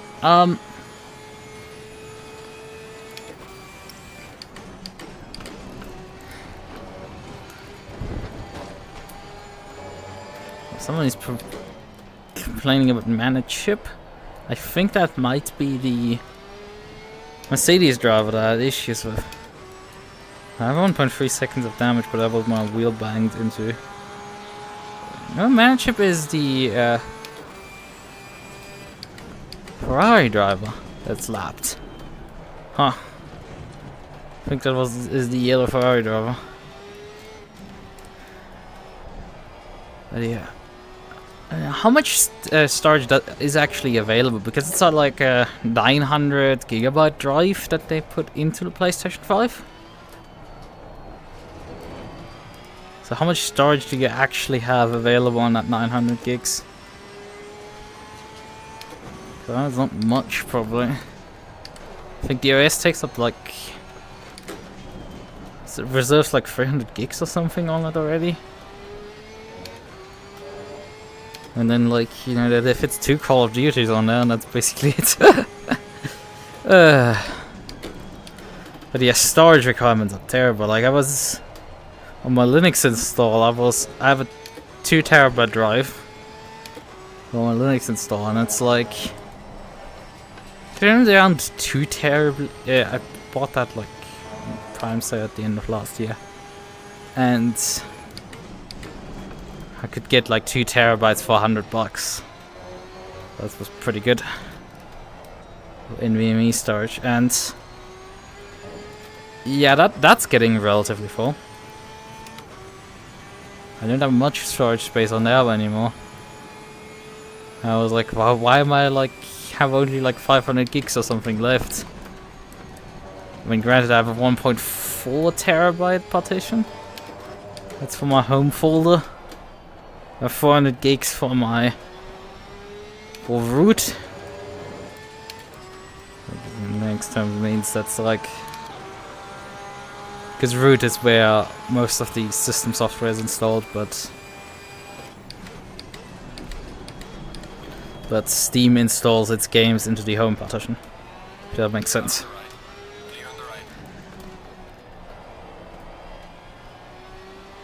System software goes into the root, so it's a bit generous with root. And also I stored all my torrents and stuff on there, which is why I had to clean that out, because the 400 gigs were starting to fill up.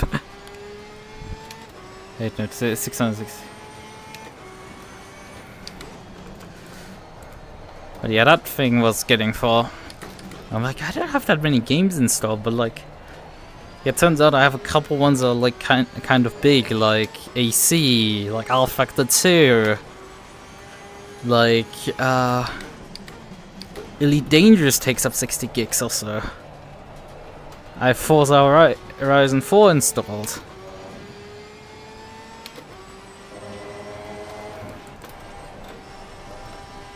So like, clearly I have a bunch of like just storage eaters here.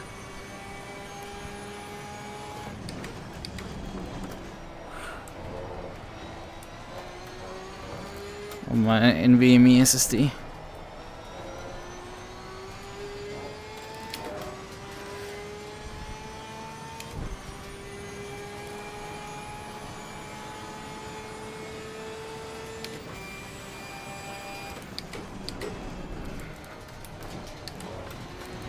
Oh god, this guy's not particularly fast through there.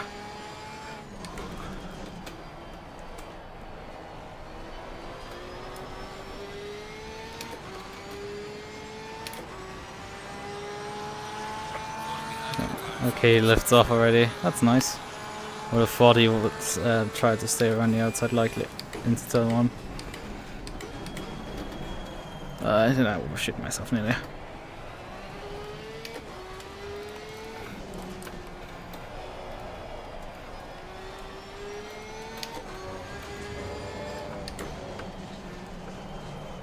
Hello, brakes. Struggling a bit. Car sliding, forward sliding at this point. Quite a bit. 63 liters, right? But yeah, the issue of just how much space games take up these days. The thing is, a lot of these games that are listed off aren't like even that new.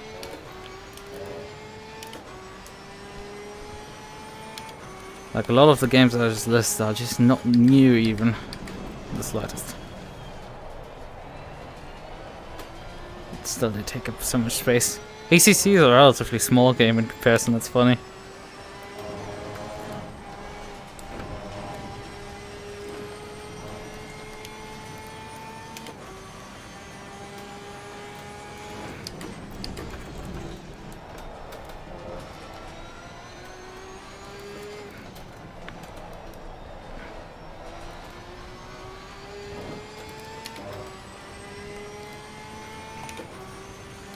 We shall see how I come out of the pits here. Tire pressures have dropped now to basically 26 psi. But we weren't pushing really particularly properly anymore. I have more or less precisely 2 laps of fuel left, but I think I'm gonna come in next lap. Just not to run my car out of fuel accidentally. It's like 20. Yep, because we've just ticked it underneath before we entered the main straight. So, if necessary, I could make the car go an extra lap, but like, why? It's a particularly simple question.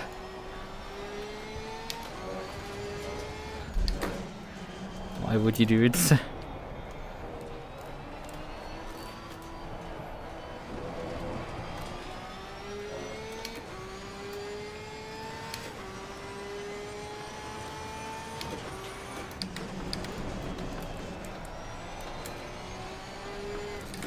Should I take 2 laps of extra fuel or 1 lap extra fuel?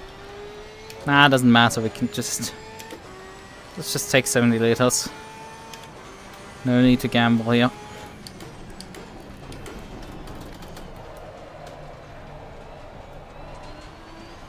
Fuel is plenty. We don't lose any time from taking extra fuel. And the lap time difference between 3 liters is minimal. 1, 2, 3. For the tire pressures, that's more important. Or should I go +4 because we are going low, but like the tire pressures are gonna come back up once you put a fresh set on. Now we go +4. +0.4, that's good.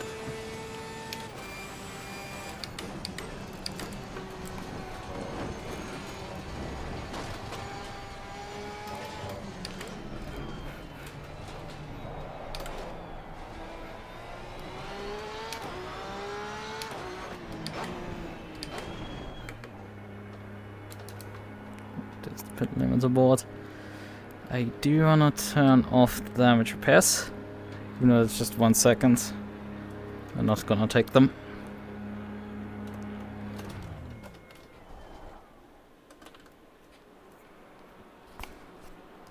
Oh boy, that was a bad alignment.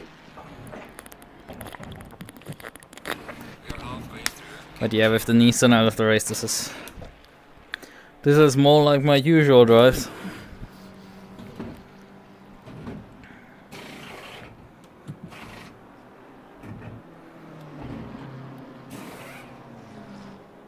Cars behind me are coming into the pits as well.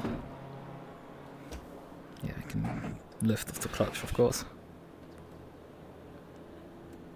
Mandatory stop is not clear.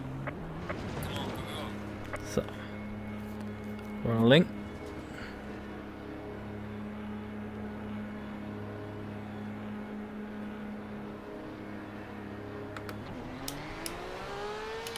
I have dropped to P5 right now, but there's 2 cars that have not done pit stops ahead of me. We're now so close that they will lose the position just from driving through the pit lane.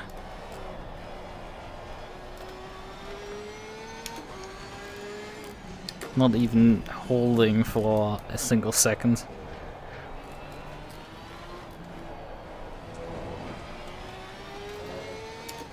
Wait a minute, I haven't switched the high beams on yet.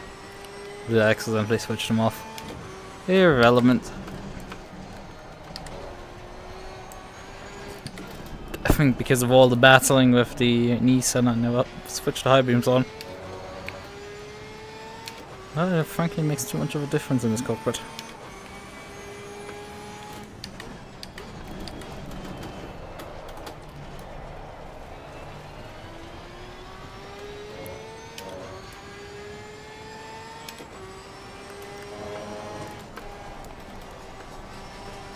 Jones is leading right now. He has to do his pit stop still.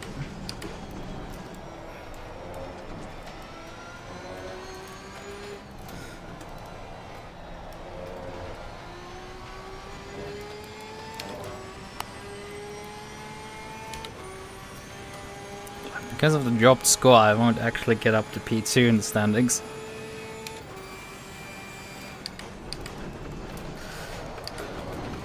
I think I will drop even to P5 technically.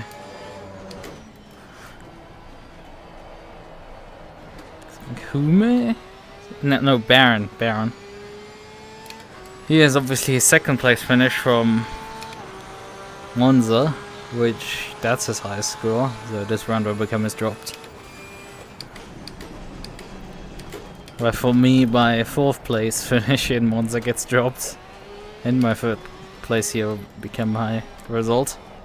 That's only for now. It's a long championship ahead. But if you count both rounds, I would technically be in the 2nd place of the championship. Behind Jones by 2 points.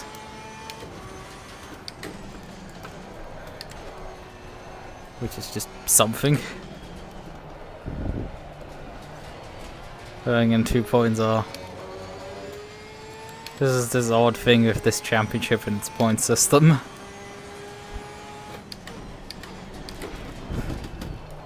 The fact that you get points...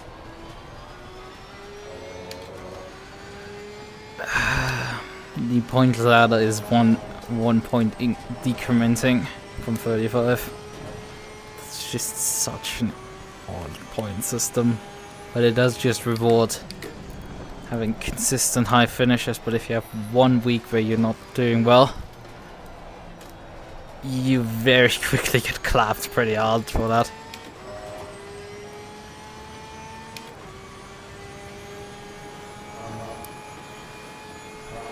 And while my rival in GD4 was able to mount a championship attempt despite having basically missed most of the rounds, because he had turned up in like at least, you know, completed enough laps to score points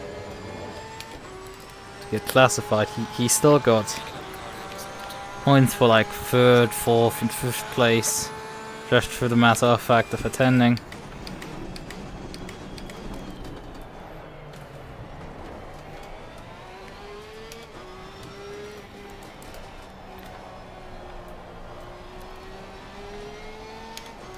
That is the impressive thing with that. Just for the matter of fact of attending, he got enough points.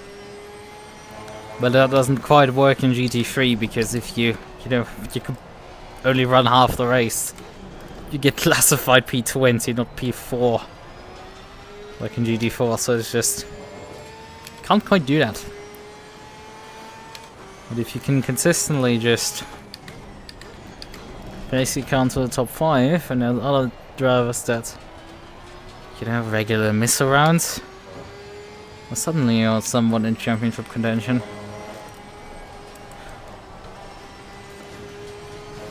Even though you can't touch the aliens in front, like at all. Come to think of it, it's the race leader maybe not even change tires.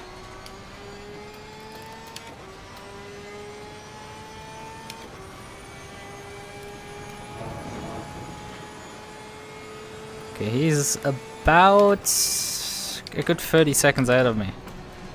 So maybe. It's not like we can beat him.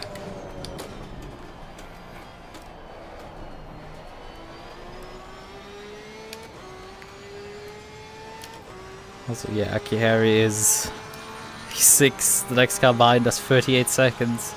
Yeah, it seems to be genuinely P6. Except if the guys the guys in front of me can't.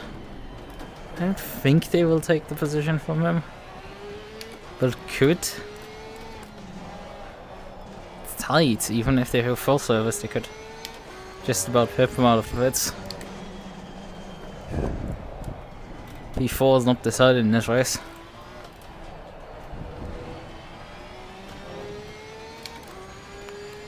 I assume the guy behind me also has changed tires, like me.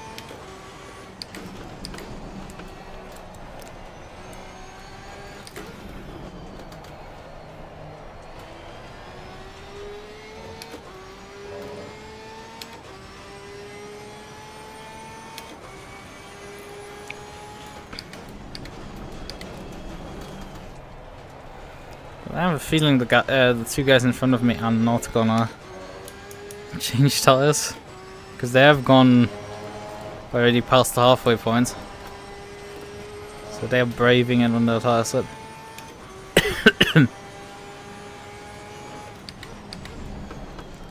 Although they are right now getting close to fighting with each other, which is interesting. Because Hume is probably better off just coming into the pits and dodging, having to deal with him.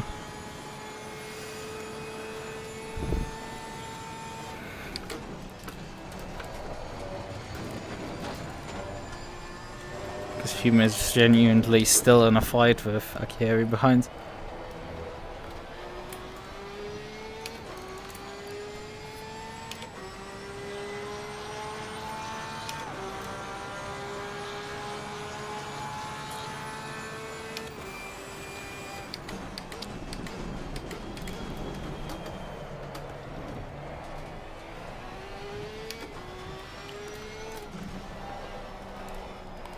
For me, they are not a threat because 15 seconds is not the drive-through time for the sit lane.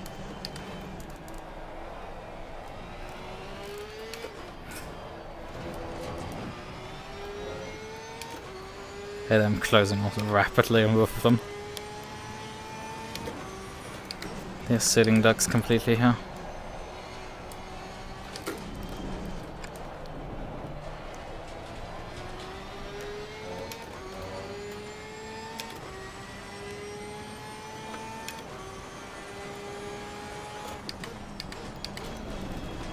There has been quite some attrition in this race. Like 2 of the main competitors for the top 5 have dropped out of the race in somewhat spectacular fashion.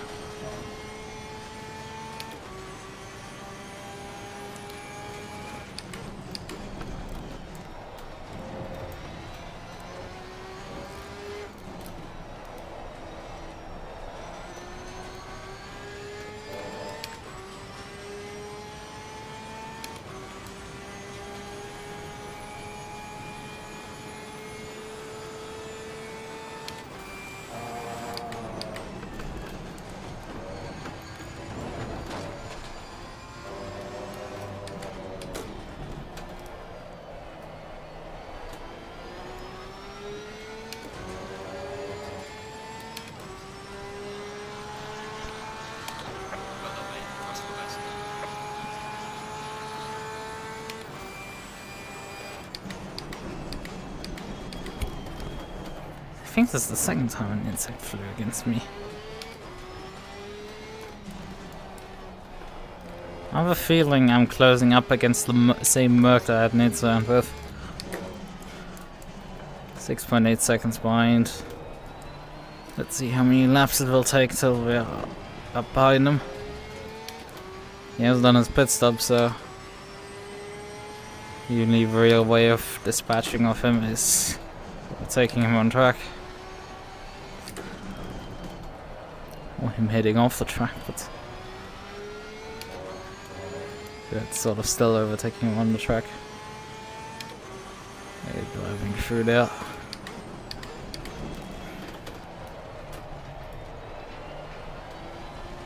Oh, that's a nice hook up there. Wait, he just disappeared. He was there and then like suddenly he's not gone. Huh? He just decided to vanish.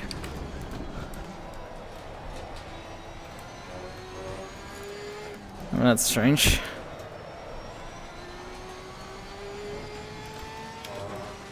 Because he's now suddenly gone. Now I have only a human in front of me. I don't know what happened. Maybe he lost it in the Schumacher and called it a night.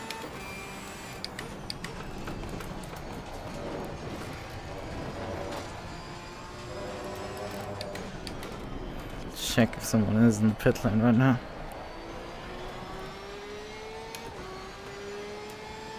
Baron has decided that he wants to come into the pits. That's one problem then dealt with, but like no one else, so I guess. Yeah, he probably literally retired after crashing the Schumacher, is my assumption.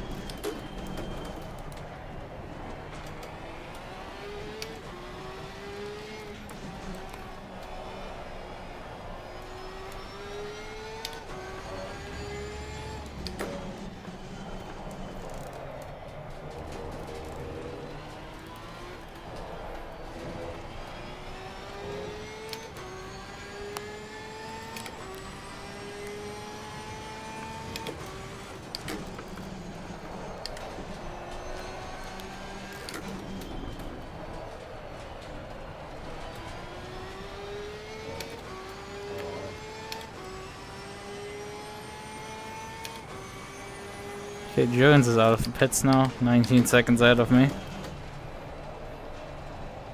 He's probably changed tires. Ruben still owes us a pit stop.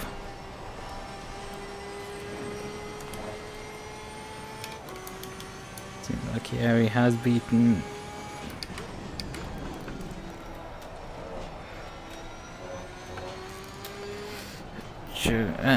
Baron back out of the pits. Baron's Baron. I don't know where Baron is now in the order, but I think behind is Qualy. However the fuck you pronounce that name.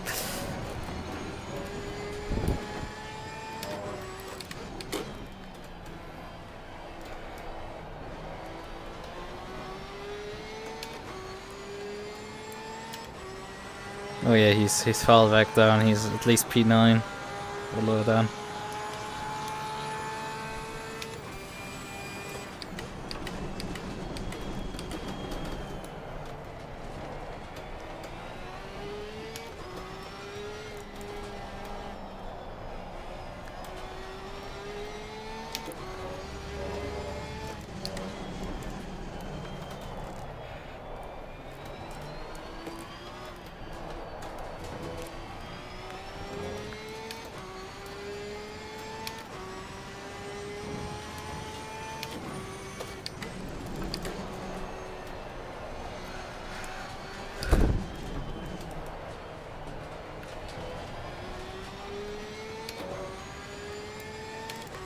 Well, the tires did drop off towards the end of the stints.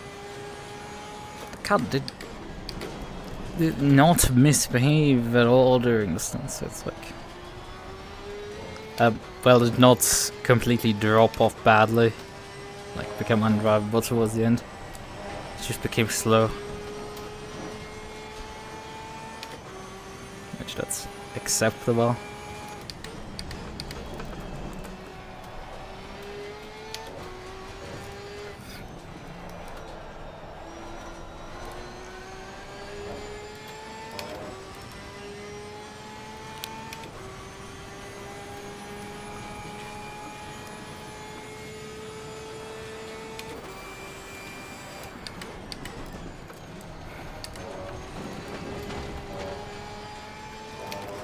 don't quite understand why Hume is continuing. It's very clear that his strategy is splash and dash. But if he wants to have a decent result here and finish in front of perhaps get P5 or P6 maybe, he should probably pit now so he can fight on track with the other person, because he is losing ground on them. His best option is to just pit now, get his fuel in, and then defend for the rest of the race. It's the same mistake some Ferrari driver, I don't know, I can't remember names to save my life, finished P5 last race, who would have very likely beaten me relatively easily if he had pitted earlier. Well, I mean, I was gapping him quite badly the last 3 laps. 2 or 3 laps. I'd built up already a decent chunk of gap to him.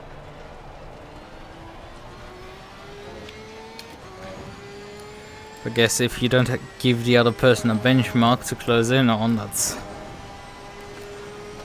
At which point they start heavily pushing. It's also something.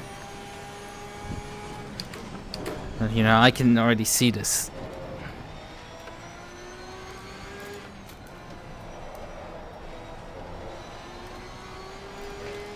Oh boy. Console suffering from the same problems as a PC of just a bunch of files that kind of gobbling up storage, but you kind of still want to keep. You know, maybe you need them still. It's just like annoying. Yeah, human lapping for high 57s. This is not going too well for him. He should really pit and take his fuel, get the hell out of here. There's BMW. Well, that matters too much for me. I don't need to fight him much, even if I'm getting stuck behind him now. I have so much space behind, it's ridiculous.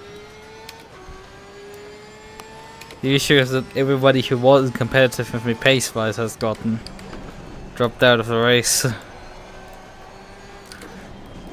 But vaguely with me in pace. The Nissan and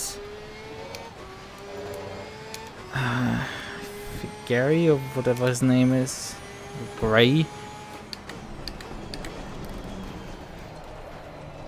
Something like that.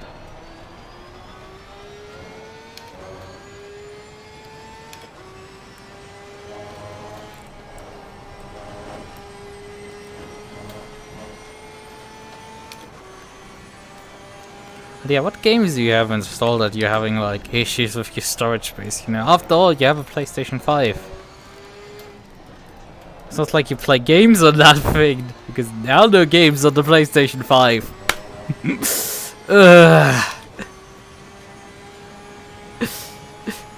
The fact that 20-year-old me revived itself with that console is hilarious.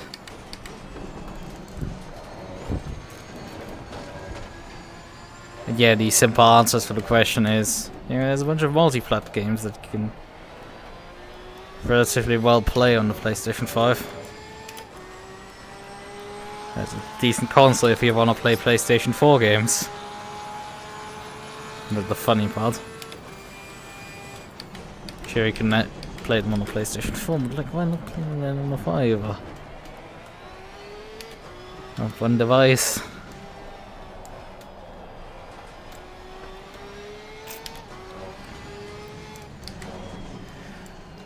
And the fact that games are just not wowing me and being like, oh yeah, there's still hasn't been like something that moves. I mean, I haven't bought a PlayStation 4, so like there's that. Although I did at some point think about owning a PlayStation 4. Which is goddamn a long time ago.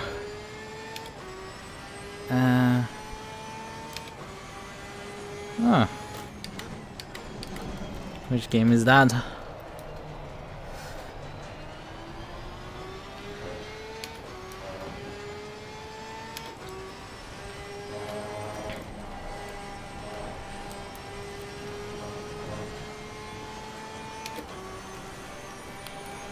mean, I do own a Switch, actually.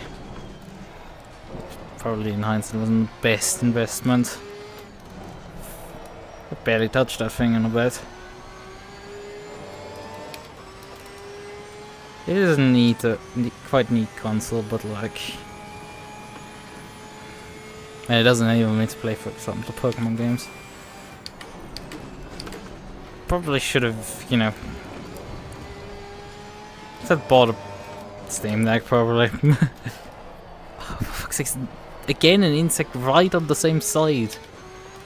Just behind the face mask against my cheek. It's a right cheek. It's like, it's really weird.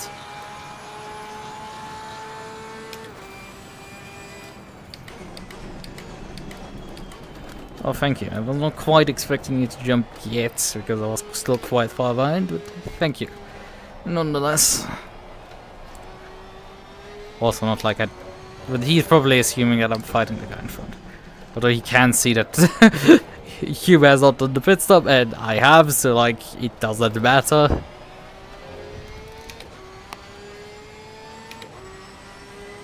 Lucas is touching what now? What do you mean? I'm not touching anything. There was an insect that flew against my face again for like the third time this race. It's called Remnant 2. Okay, I've heard of that. But yeah, for some reason, it felt like an insect flew against my right side cheek, just behind the facial interface. Just outside of the facial interface to describe it better. Feels a bit weird. I mean, in general, I'm just drenched in sweat and everything.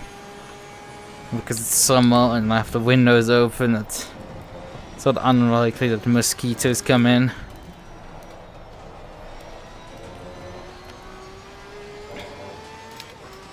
You haven't touched something in ages. Oh, I haven't touched my Switch in ages. I said that. I said I haven't touched my Switch in ages. That take me quite that far out of context.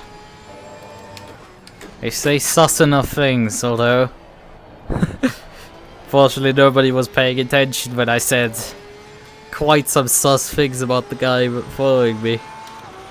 Because the early part of the race had a fight between, you know, my Mezugaki Porsche and a Nissan. I think the pun writes itself at that point. Although I still need to figure out what happened to him. I had an incident with a back marker on the hairpin. And then a few corners later when I checked, he was no longer behind me, my Nissan, so... Does the Switch have a name? Well, it's Nintendo Switch.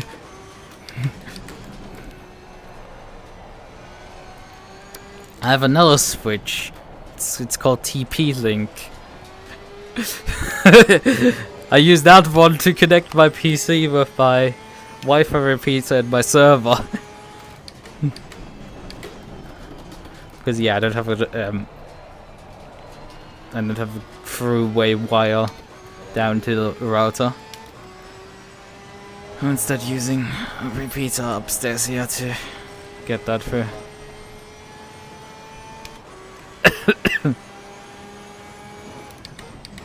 But yeah, I've beaten Breath of the Wild. I still need to finish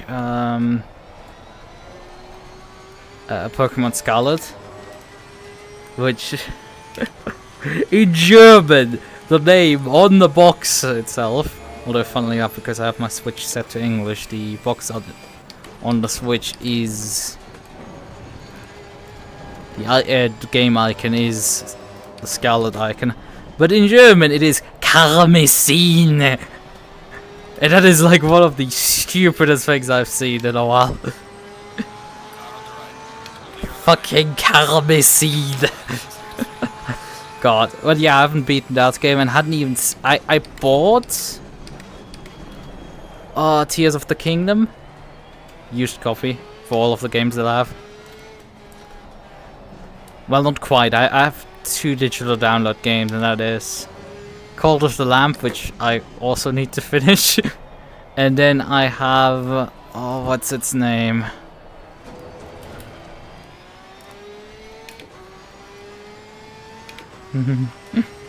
And then I have, oh, what is it called? Lego City Undercover. Which is really funny because, like, back when that game originally came out for the Wii, my brother and I were thinking about purchasing a Wii. A Wii U for that. Alright. But we never did. You just ended up watching... it's on YouTube and do a Let's Play of it. In the end.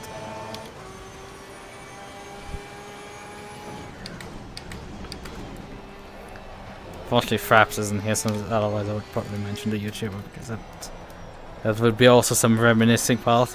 Guy's still around. He is. That's only Minecraft at this point.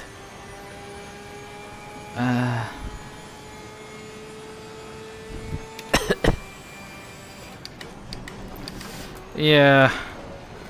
Well, I did get... I mean, I bought Tears of the Kingdom relatively soon after the game came out. Last year. Right around this time. I bought it last year. In August. Just after buying the Switch. The thing was... and I paid $50 for it. And the game costs new €70. I think I paid about $40 for Breath of the Wild. Which they charge on the fucking Nintendo store €70 for that thing. Right? A game that I'm pretty damn sure released back in 2017 for $60 is now a €70 game. You can technically get them in storefronts, I think, for $65. I guess. Fuck it.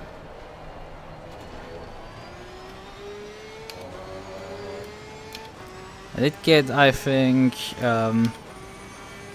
Pokemon Sword for like €25 or something like that, and then I got Karen Messine for like, I would have to check, like 30, 35, €40. So yeah, I saved a bit compared to the asking price of these games.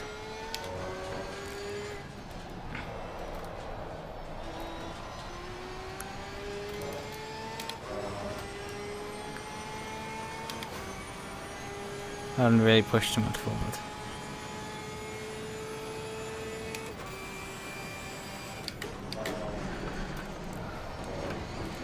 And that is with the German used market, which is already like quite fucking garbage. Although you have the advantage of, you know, more population density. So you can actually get, you know, your hands on things. Because there's more people in the dense area, but still it's quite terrible.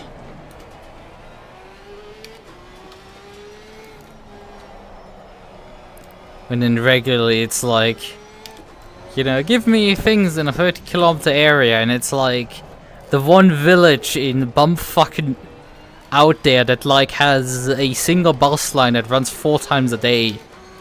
It's like, great.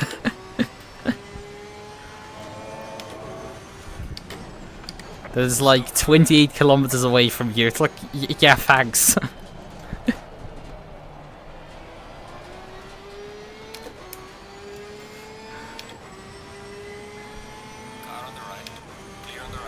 Oh yeah, right, Britain is also like fun. Right.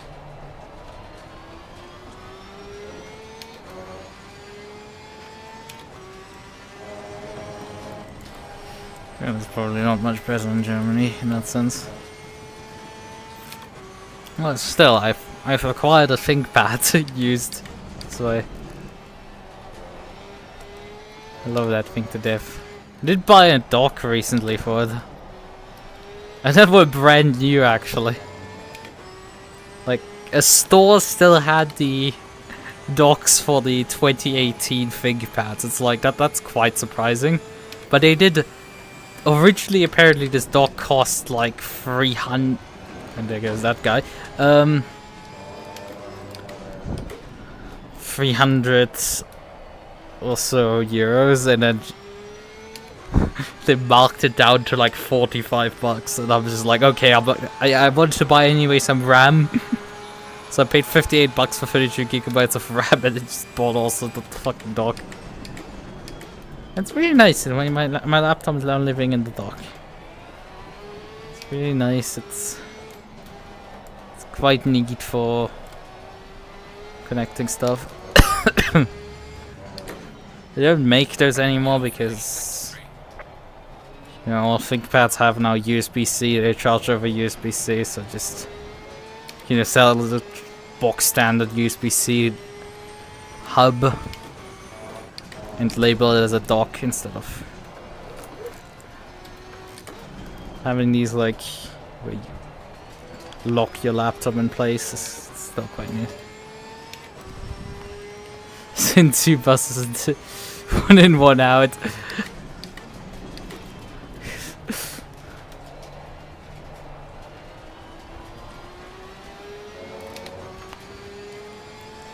Yeah. Yeah, you do have those. I have the luck that there's like a train line in my town. There's a couple of bus lines even. Although usually it's probably more efficient to just walk instead of using the bus within the town, even though there's multiple stops, because it's just, oh yeah, the bus runs every half an hour. It's like, great. Usually not when I need it. Although I can technically take the bus to the train, but like it runs just a bit early, and then like I usually miss out on the bus, so I just don't walk anyway. It's not like it takes that long to walk to the train station. It's like a bit of movement every day.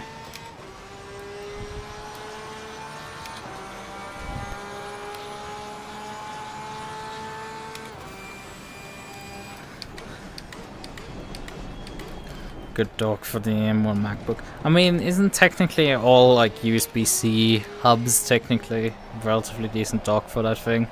As I said, like you can just use with modern laptops anything that supports a USB-C hub that has, that you can plug a power plug in so that it can output like, I mean an M1 MacBook doesn't even need that much power probably to charge, so like,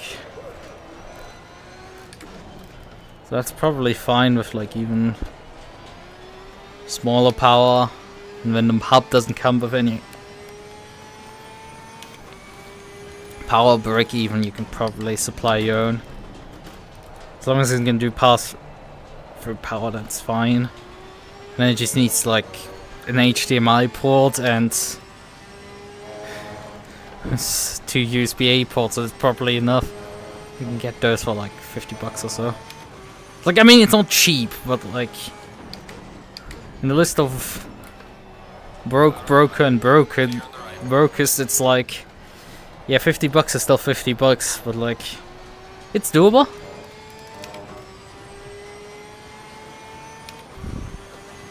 Yeah.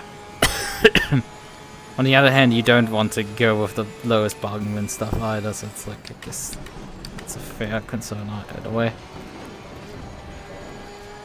I have to be saying, like, I've been at uni using the workstations there, because they have a couple of workstations in our pools where we have 2 displays connected to a USB-C hub.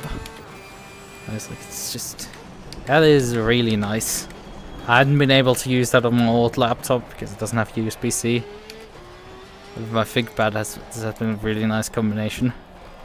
Especially with Hyperland as a window manager has been also quite nice.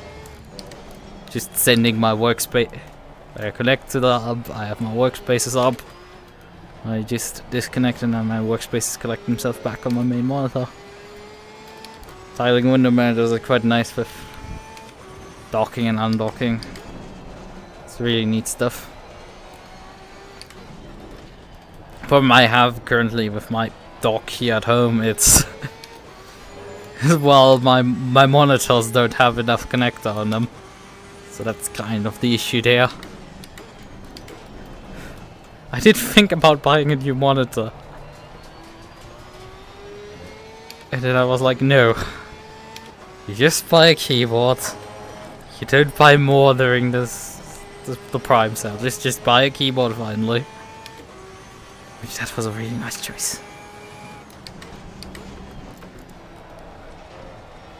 Like spending $52 on a mechanical keyboard. Well, quite decently nice one. That's. I mean, sure, there's better ones, but like it's quite like it. Quite nifty and neat.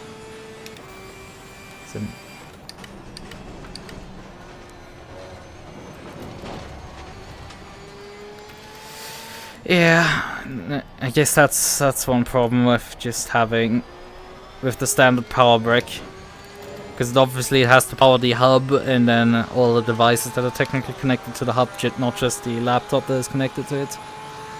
That's a bit of an issue. That's why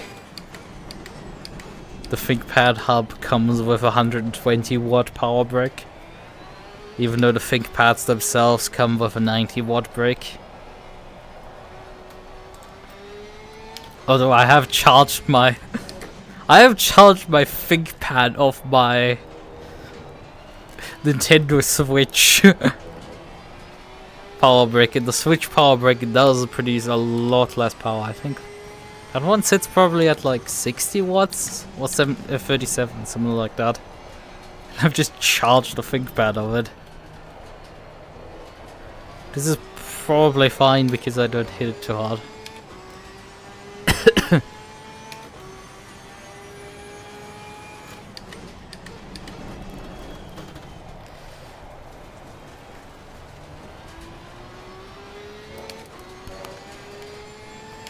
Oh yeah, I've had an issue at uni with the workstations, and that is that some of them have two 1440p monitors instead of 1080p monitors. And my ThinkPad cannot drive two 1440p displays over the USB-C connection. It just can't. I can drive one of them and one at 1080p, but like two 1440p displays doesn't work. It will fall back to like 6.4. It goes then down to just VESA resolution. It just fall backs, or just doesn't power the monitor at all. It just can't drive to high resolution displays.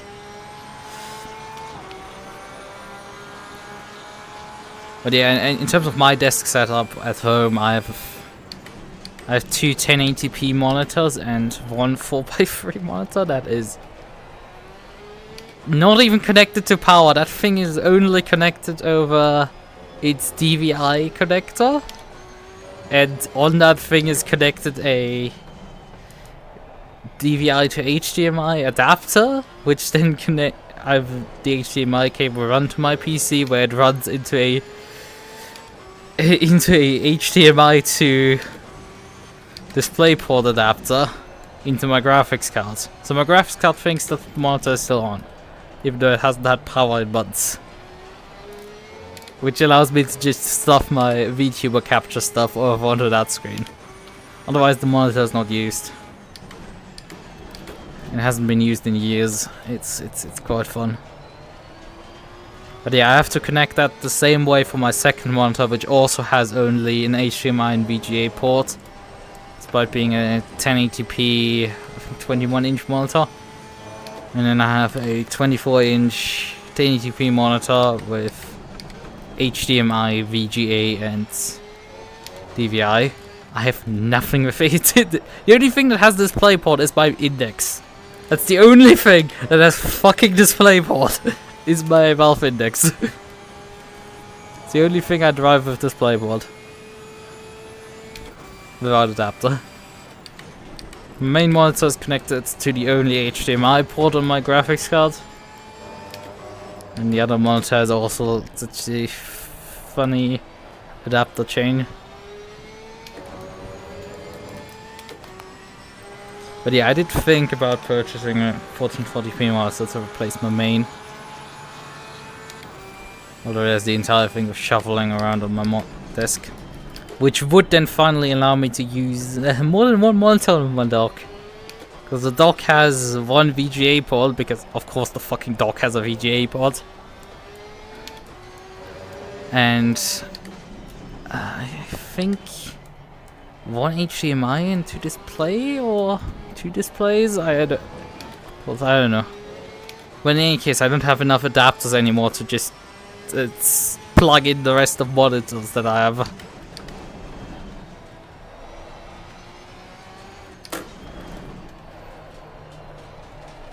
So I could technically acquire another HDMI to DVI adapter and then plug that into my main and then plug the VGA port cable into my second monitor, but like we're not doing that currently. I'm just running VGA to my main monitor, which from a brief color comparison does look fine. Although it does look quite different compared to the panel on my... Colors do come out quite differently compared to my monitor on the on the display on the ThinkPad. But I don't know what the color calibration for that thing is, because colors come out also very differently on my phone compared to it. Because I was trying to figure out the contrast for some colors on my blog, and it just... I was like, why this is... Well, it looks the same on HDMI, it looks the same on VGA, and it looks the same when I connect to my main PC. And it looks the same on my phone, but like, it looks differently on my ThinkPad monitor, so I guess we have figured out what untrustworthy component is.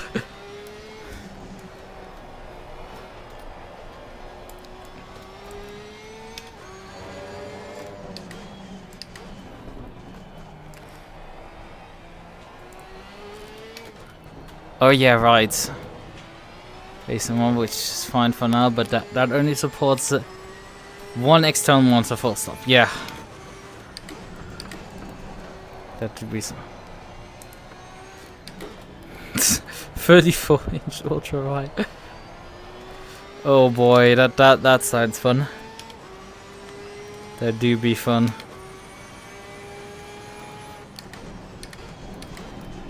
Well, that unit I do use with the two monitors is also still my laptop monitor.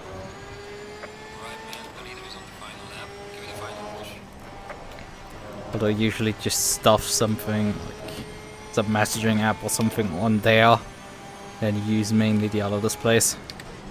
After all, I'm typing on the laptop still, so that makes using it as a display still. Just bending the... opening the lid a bit further so it doesn't block the...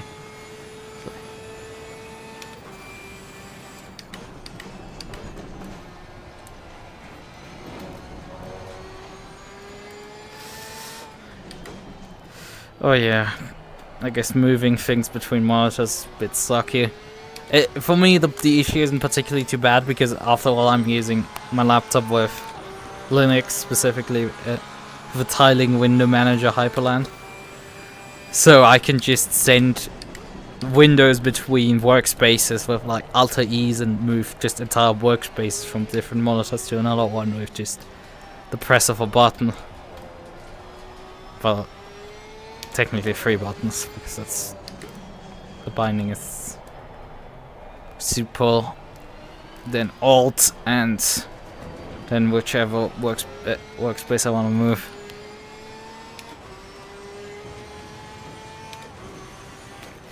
Of course he doesn't find that funny. It's like, yeah, that's not funny. At any circumstance. Anything more expensive right now? Yeah. I mean, an ultrawide is already a very nice monitor. But yeah, I don't know how window management in general works on the Mac. Like how... I mean, the paradigm is probably some way, shape or form of floating window. You have no idea how tiling works. It's quite funny. Like, most of us have some experience of the window snapping under Windows. I think Mac can do something relatively similar. But the tiling window manager is still something else, I can tell you that. Under Linux, those are an experience. But they are also an experience to set up, I can tell that. Although the main issue is just getting all the other software you want to use with, because usually you have, well, a desktop environment while we're finishing 30 right now. Which means I have 5-second time penalty for the next race. But if this turns out anywhere similar, those 5 seconds are not gonna fucking matter at all. Yes, with Grasswood, he's had issues with the other guy. But yeah, that's... You know, in the human competition, I had a very dominant race here tonight. It's because 2 of the main competitors dropped out of the race relatively early on. And then you had, obviously, the 2 aliens just running away completely with it.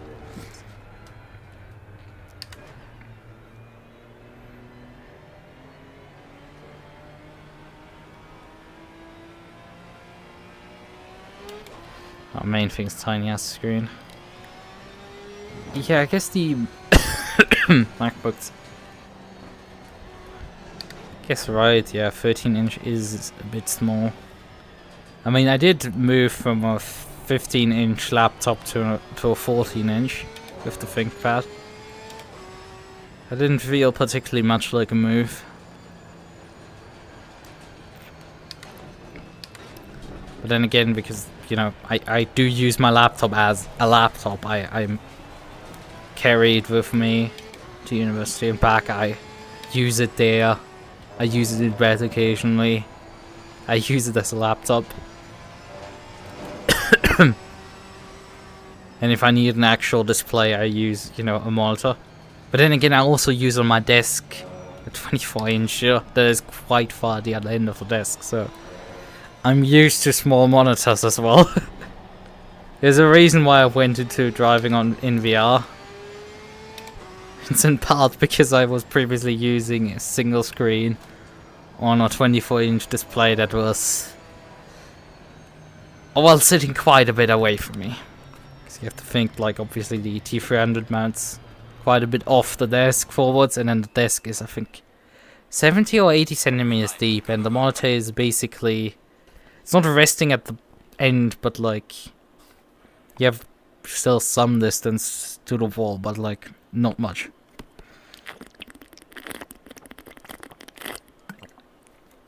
I unfortunately didn't return to garage before.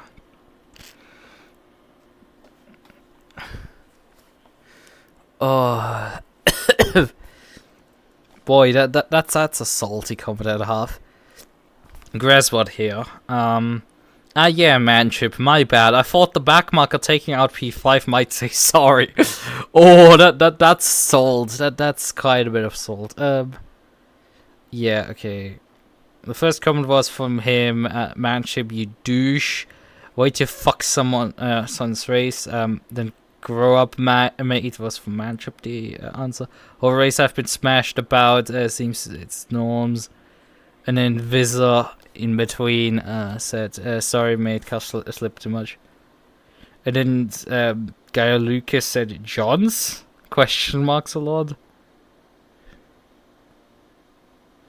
Guy Lucas was not amused about Jones, and then Mark Jones apologized about that, and he even said GG, great driver Runev, said Franco. Yeah, Runev said it looked at one time completely off place, right? We want to check the replay a bit, but I do want to check my tire sets briefly if I can. Oh, yeah, we don't have tires at 5, but we have tires at 4. And yeah, it had quite a bit of light grading on the front, but otherwise it was fine, the tire set. Tire set 1 had also light grading already. So yeah, I mean, I really wasn't pushing towards the end. There was just nothing to fight for. The Joker versus Samurai Jack. I feel like I know what Samurai Jack is, but like I don't think I do. That's a bit. Right, let's figure out what we have on the replay here. We have only the. We have the replay about 10 minutes into the race. So we don't have the start here. Also, he's shown without headlights because I had a. Just as we were bunching up side 2x2, my internet went how about no connection for 2 seconds. So I dropped about a good 130 frames, and everyone was gone, and then everything was back, and it's like, well, that's not great. But luckily that decided to happen about 30 seconds before the race started and not when it started. That made everything a lot better. Alright, we do know which lap he decided to drop out at that point. Oh, there's the incident. Right, is the incident in front? We're gonna look at that in a moment.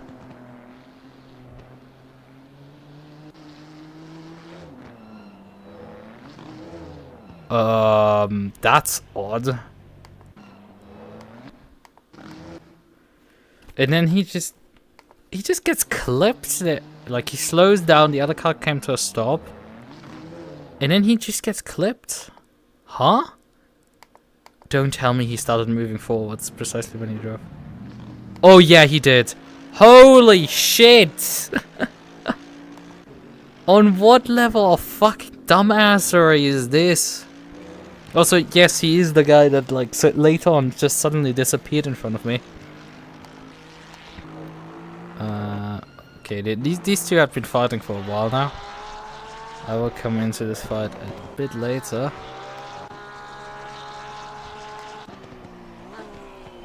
Manship seems to be faster than the other guy. I just set the scene here. So Manship goes in for a bit of a lunge here, and then just they collide. And then I'm just like, okay, can I flash? He goes on the defensive line. He doesn't back out at all. I flash again. Yeah, he just brakes on the exit of the corner. What the fuck is this? Huh? What is happening here? Okay, he's off the throttle. He's on the brakes again. Yeah, he just braked on the exit of the corner. Like, you have so much space to run forwards, right? If you want to let me by, like, the opportunity was here going deep. You didn't. Right, you keep getting flashed here. And then he just gets brushed here by me. And it has, like, the reaction times of a fucking dinosaur in terms of, like, he rolls out in such a lazy manner. And then he just drove forwards as the Nissan was coming by. As Johnson was coming by and just sent him hard into the barrier. Right, and Johnson decided that was either that point for the race. That he would tow at that point. Because yeah, that probably damaged the car quite significantly. Compared to the other guy who just... Because he had to... Like, why? You're standing in the middle of the road here. You look at the delta at this moment because, you know, you're standing still. You have time to fucking look at something. And then you look at the delta, you see, there is a car right coming up at me. You don't move at this point. Or, you know, you move your fucking stupid head. Or you probably doesn't have VR. At which point, you know, in VR, this is like one of the easiest problems to have. This incident. He spins, and then you look here, and you see the car. You don't drive forward. Because you couldn't see him coming for an ages. I don't know what he's doing here. I guess waiting for him. But like, bruh, you're getting lapped here anyway. So, the other incident is with Grasswood. With the Ferrari.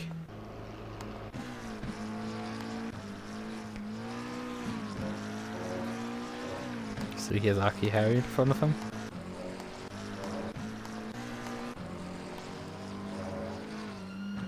He wants to come in now. So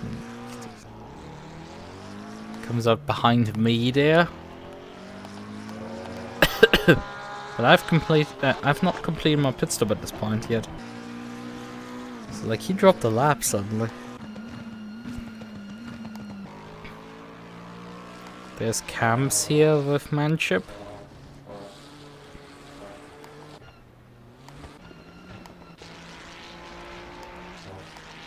Okay, Harry. There's another car that doesn't have headlights.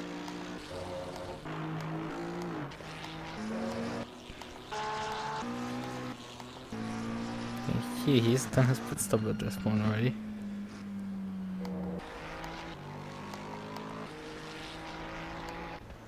Seen something between these two earlier? Because he clearly had some run-ins with him and he wasn't happy at all about it.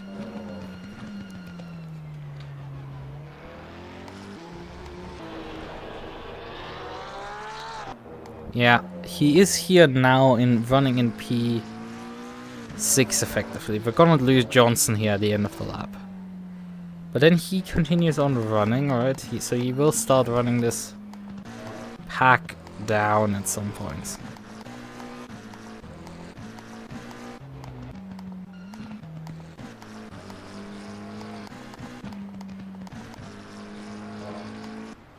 Yeah, Manship is in front of him right now.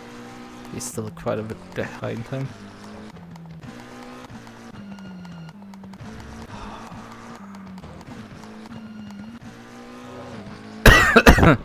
Okay, there's Camps now in front of him. Yeah, Camps had done a pit stop, so that's why he's here. And Gress would be coming up to also lap him.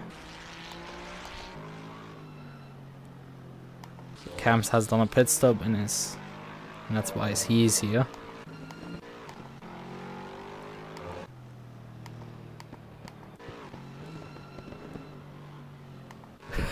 Okay, that's an interesting accident. Cam's behind, Manship just mounts the curb and dies. It literally dies completely. And then rejoins. Oh, and that's the explanation what happened there. He took him out on the rejoin. Second fucking terrible rejoin here. So he kills himself here. And then doesn't pay attention at all. And rejoins into him. That's that incident now, finally. Two backmarkers taking out two cars here because they just cannot fucking pay attention when they're rejoining. It's like, what the actual fuck are you doing here? Well, you can't see him easily, but like he is on the delta for sure. A bit on the blind spot, but like. Also, he's driving in. Why the fuck are you turning there? Genuine fucking question. Like he's turning. You could stop turning your wheel at this point, because you're going for the curb here. Okay. Nope, he drives into the middle of the circuit. What is wrong with some people? Like, you spun off, you rejoined the circuit on the outside, on the same side where you fucking lifted. Shang Tsung. I don't know who that is. But yeah, that's why that guy wasn't happy. And that obviously did damage his race quite badly.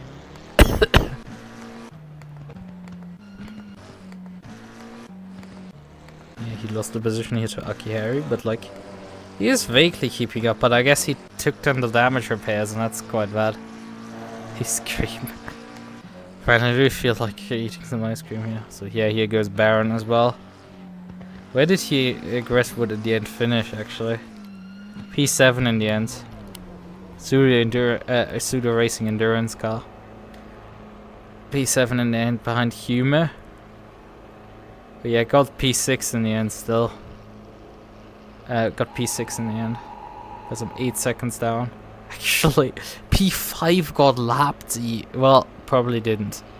I think my replay just cuts off too early, probably. That's the reasoning why that is the case. This pit lane alarm is something.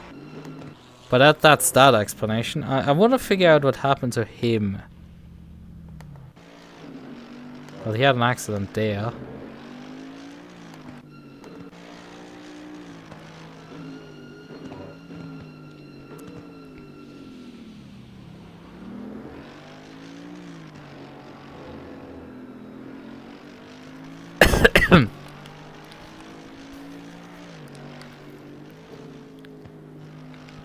He seems like just completely clueless of how to drive a car. Like, he's so all over the place. So what the fuck was that? Like, the braking point is here. Still full throttle. I don't know, teleport my point here. But like, just forgets to brake. And I feel like he still was on the throttle when he applied the brakes. Bonk. To this wall here. And then he gets flashed by Jones behind.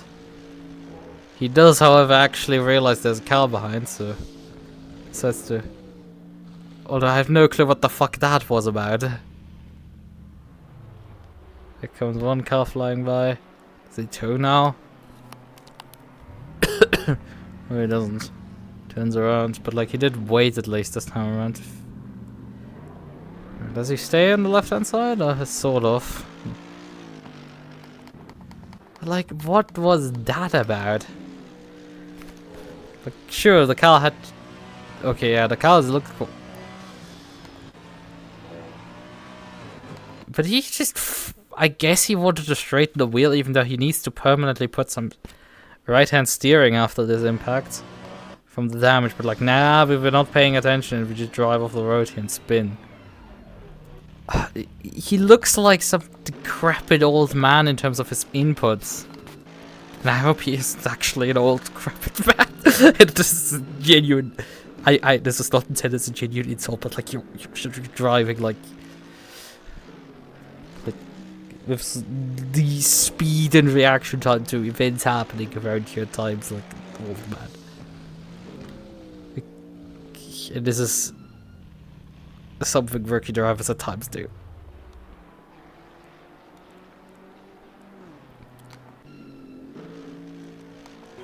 But there's me behind now, so this is actually him dropping out of the race at this point. Where he just suddenly disappears. Okay, he overcooks this corner again, but like he just about saves the car. I drive this thing so much faster.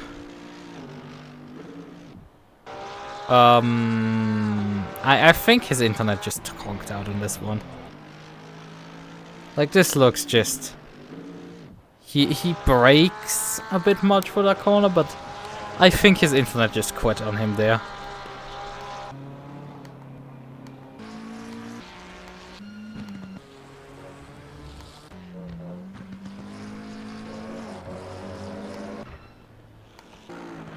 Ancona, I think, complained about Runev. And they were close to each other here, so maybe they had something happen here between each other. Maybe, let's figure out briefly. Well, they are close to each other still.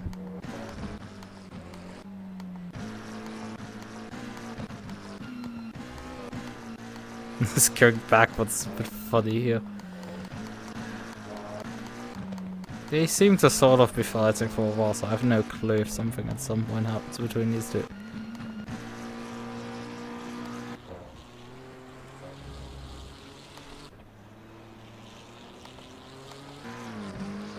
But I think at some point he overtook him. I don't have a clue.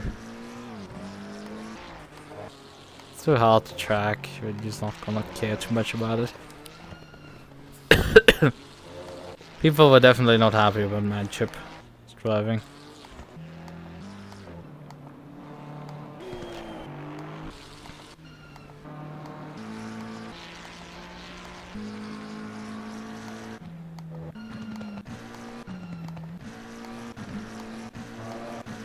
Whereas would be able to just finish out the rest of the race without running into any more incidents. Well, besides him driving into the gravel trap and me just having magnetic ability to just press on the right spot of the replay to bring it up.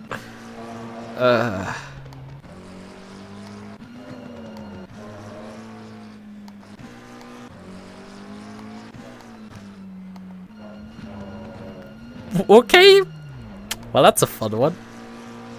He's closing up on these two. Well, that's a bit super ultra late braking. Alright, let's figure out back on the circuit.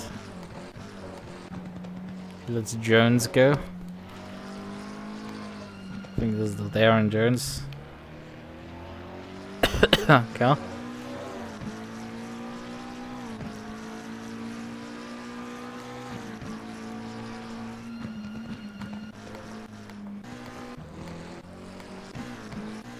Is he actually fighting these two in front? Yeah, he is fighting them. This was actually the closing lap, see a fight. Position genuinely.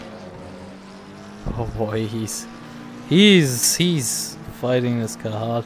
And then there's Humor here. Wait, Humor is here as well.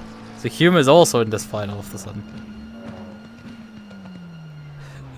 God damn it, second time around the T overshot here. What the hell was happening? Can I figure out what the hell happened there?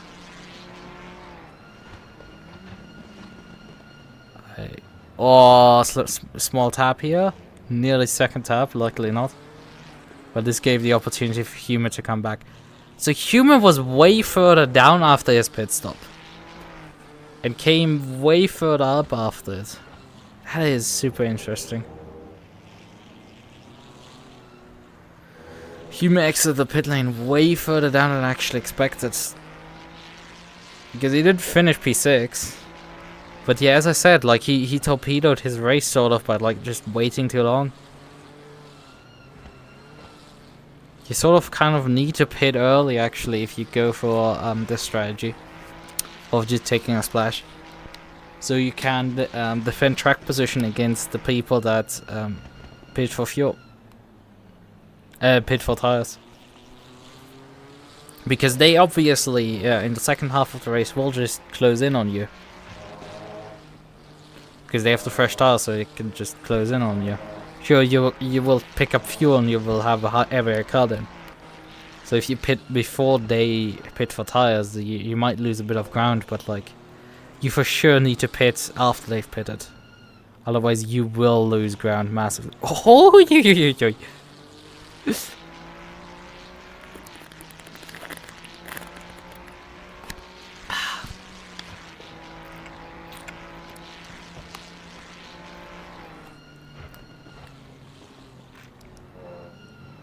oh boy, that is nasty.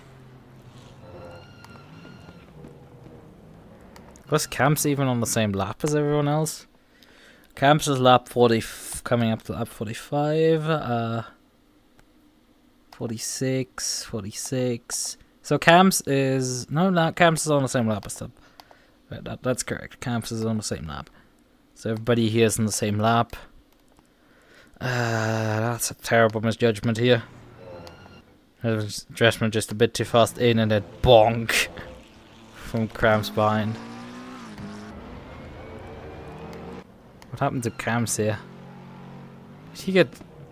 No, he didn't. He sort of got hit, but like... aggressive, but like... Man, that got so nasty here. And the Desmond got a twitch there from the damage.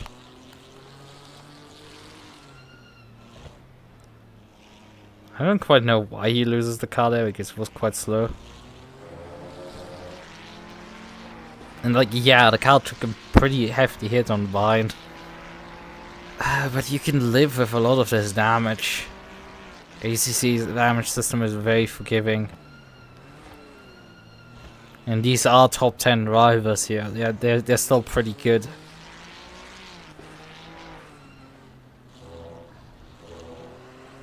They should be able to drive a damaged car around the circuit, and he seems to be able to do it now. He just was flustered from home, and that just cost him the position there to Gresswood. humor by and just camps here, and then Clay being one of the biggest losers out in that incident. Baron nearly getting into that fight again.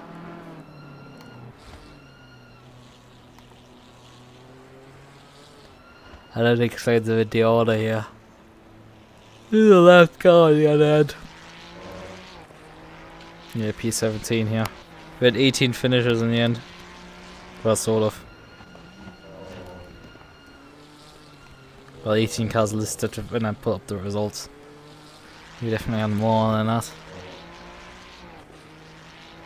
At some point. But yeah, I think I've sifted enough through the replay for stuff.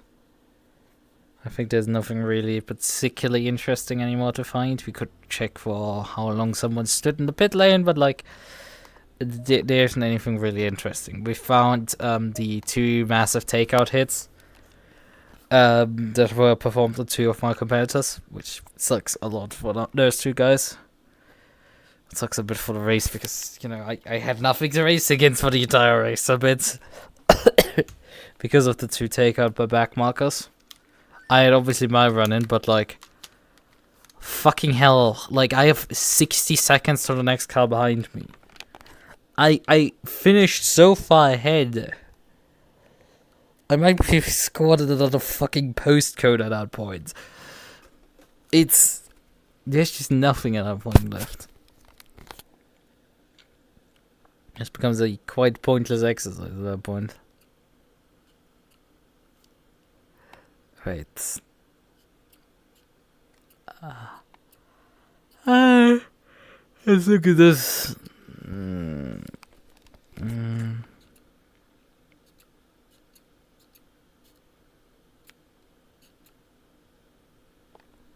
Yeah, we're after midnight now. So that's what stuff is saying yesterday.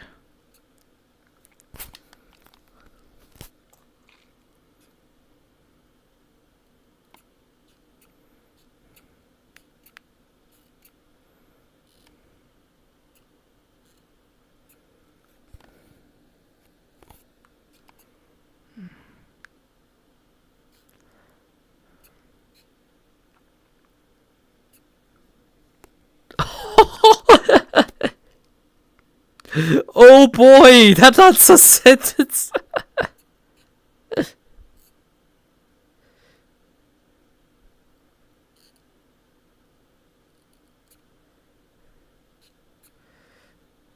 To that number 44 Mercedes, you're an absolute cunt, dude. Seriously, 2 weeks in a fucking row. Yeah, that's a good summary. To that one, I do have a ping also in here.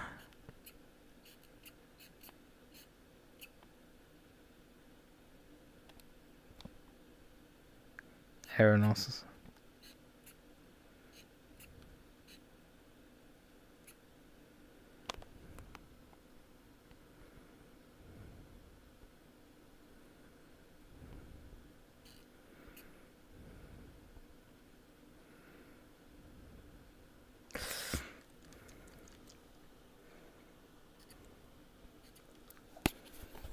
Right, I will wrap up my stream now. This is enough. I've yapped on long enough. I'm utterly sweated through. I might be back tomorrow for some Metro finally again. Because we need to do that again.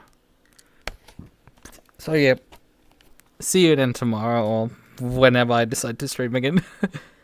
We have V-Track this weekend, so that will happen. Wrapping up the season finally at Kyalami. I did do some practice laps on driving on the Linux. I still haven't quite gotten the force feedback yet where I wanted to be. I did take a screenshot of my settings on the Windows and tried to emulate them, but that didn't work. There's some settings that don't exist, or I have different settings available on Linux, so it's a bit strange. And it's just when the car starts going sideways, there is just the steering wheel goes limp, similar to how it does on the Ferrari 488, not 488, 296. But it does that also on the Porsche, and that's a bit weird. And that has been catching me off guard. Although that wasn't too much of an issue at Kyolami. The stock aggressive setup is pretty good there. I was lapping 42s. Which is still about a good half a second faster than what was Isaac doing, so that gives us a good idea that I'm pretty good on pace right now already. Right. We shall see. I know that Denak is no longer showing up because he's actually signed off the rest of the season, so he's retired out of the championship. So it's just at this point Kiyahara who has to carry a lot of POP, and because Isaac and Saiku, who are like my main rivals for the rest of this. We shall see. Well then. Good night. Bye bye. I shall be back.